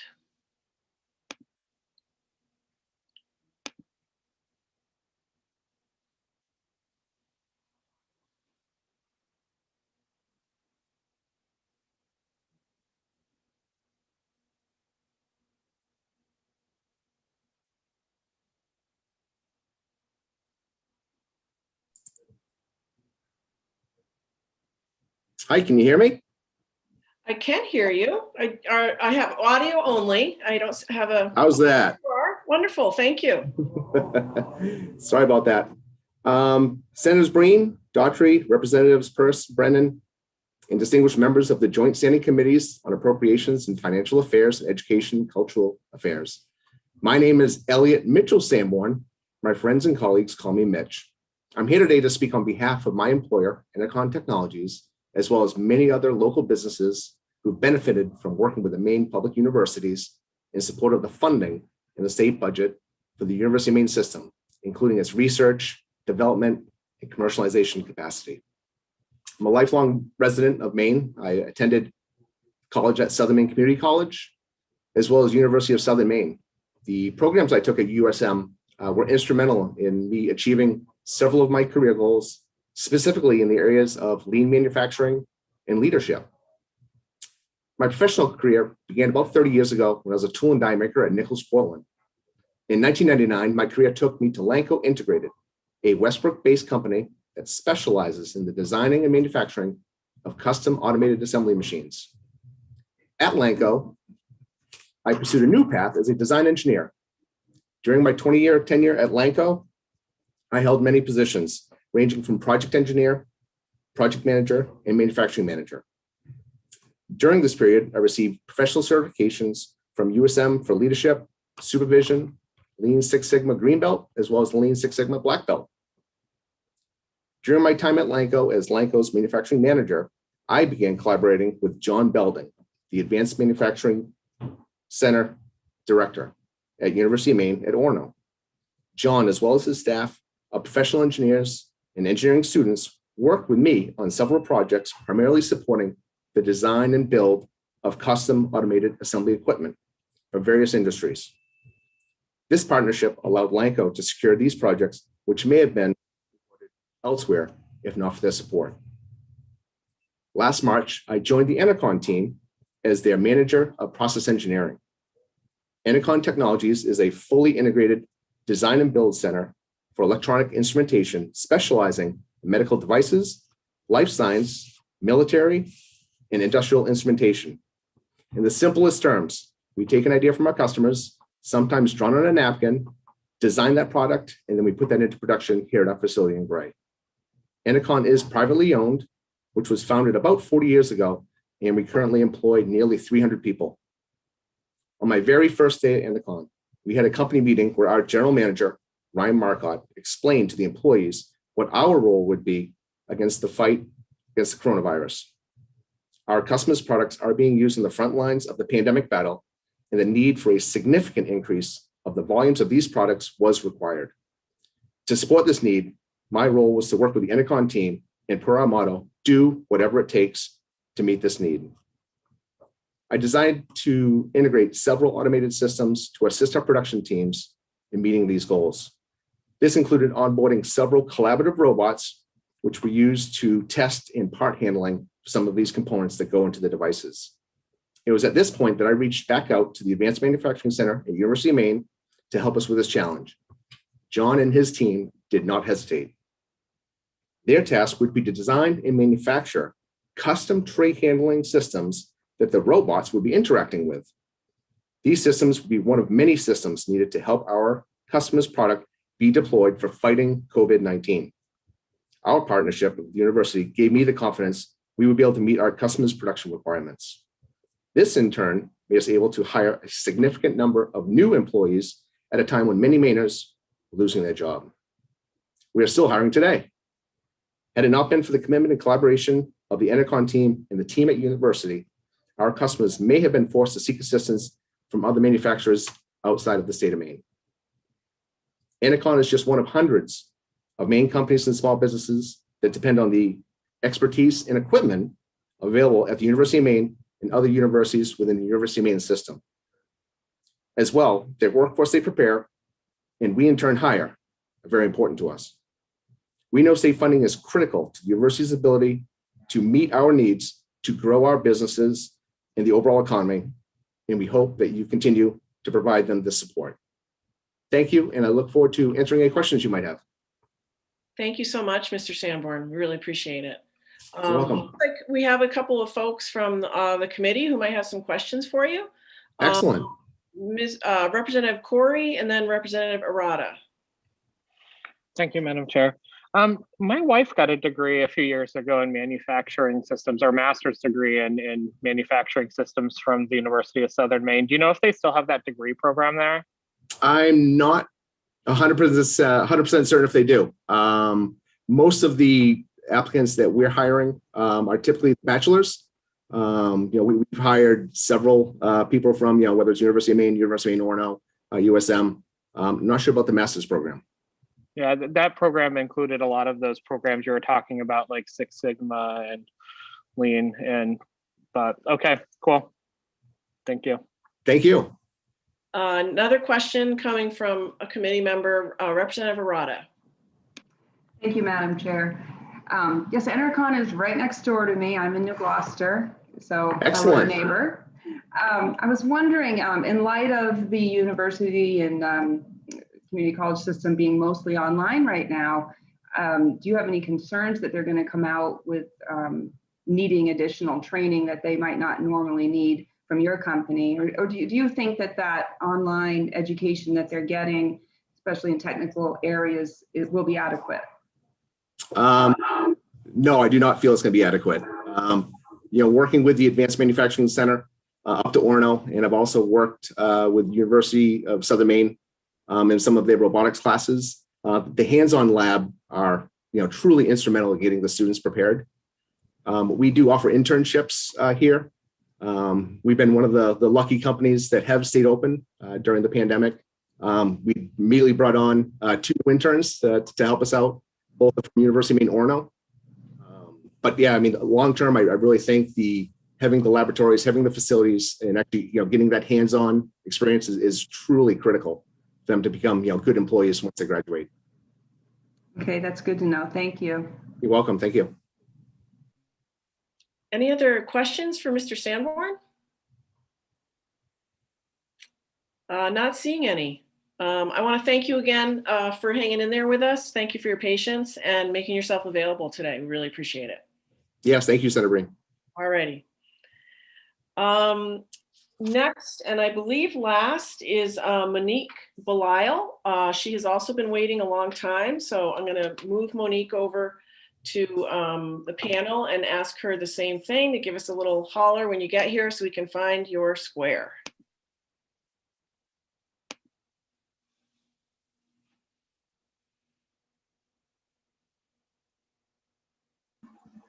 I see a square. Oh, there she is. Thank you. Welcome. Thank you. Senators Breen and Daughtry, Representatives Peirce and Brennan, and distinguished members of the Committees on Appropriations and Financial Affairs and Education and Cultural Affairs, good afternoon. My name is Monique Belisle and I live in Winslow. I'm a nursing student at the University of Southern Maine, minoring in leadership studies. With appreciation for the tremendous opportunities that have been afforded to me by USM, I am here today to encourage your continued support for the University of Maine system.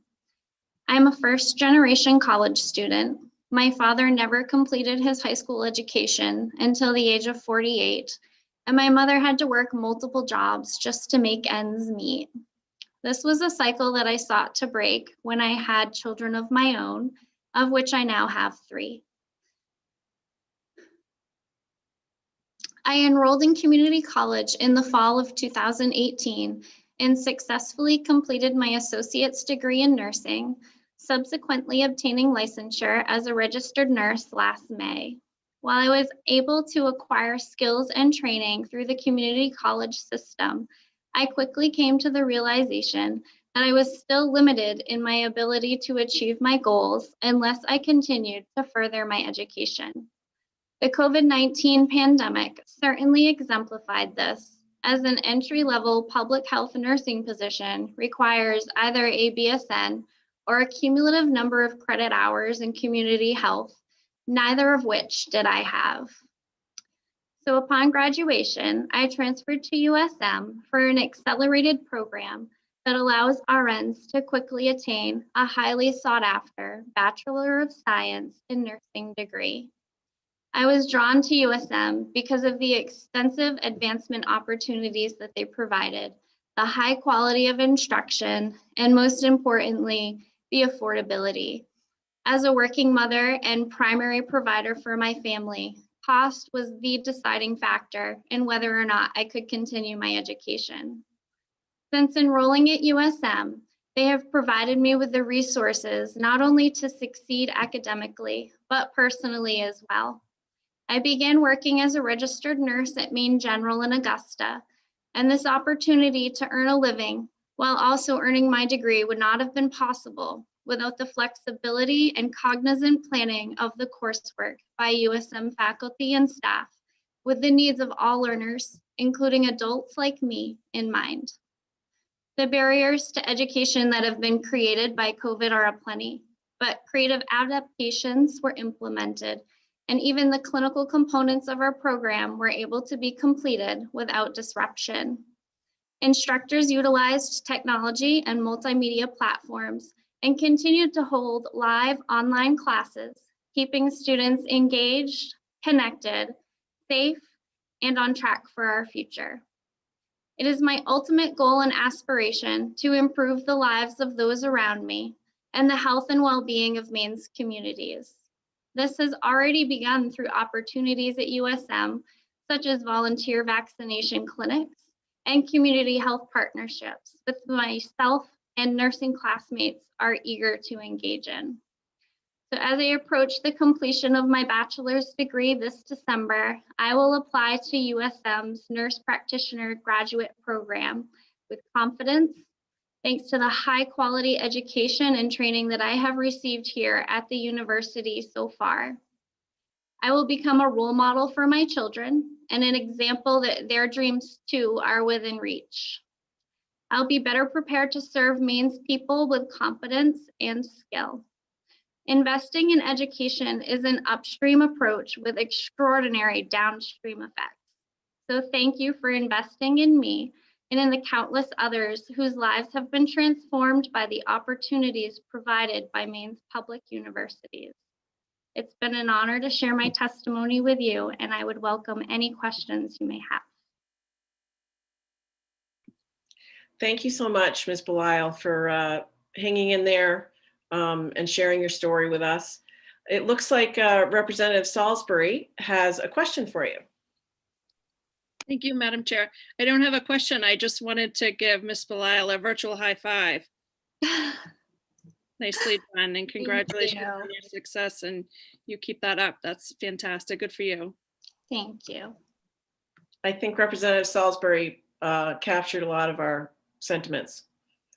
Any questions for Ms. Belisle from any committee members? Well, given all that that's all on your plate, your family, your studies and everything, we really, really appreciate you making the time today to join us, and thank you very, very much. It was a pleasure. Thank you. All right. So that is the end of members that we have for public testimony. I'm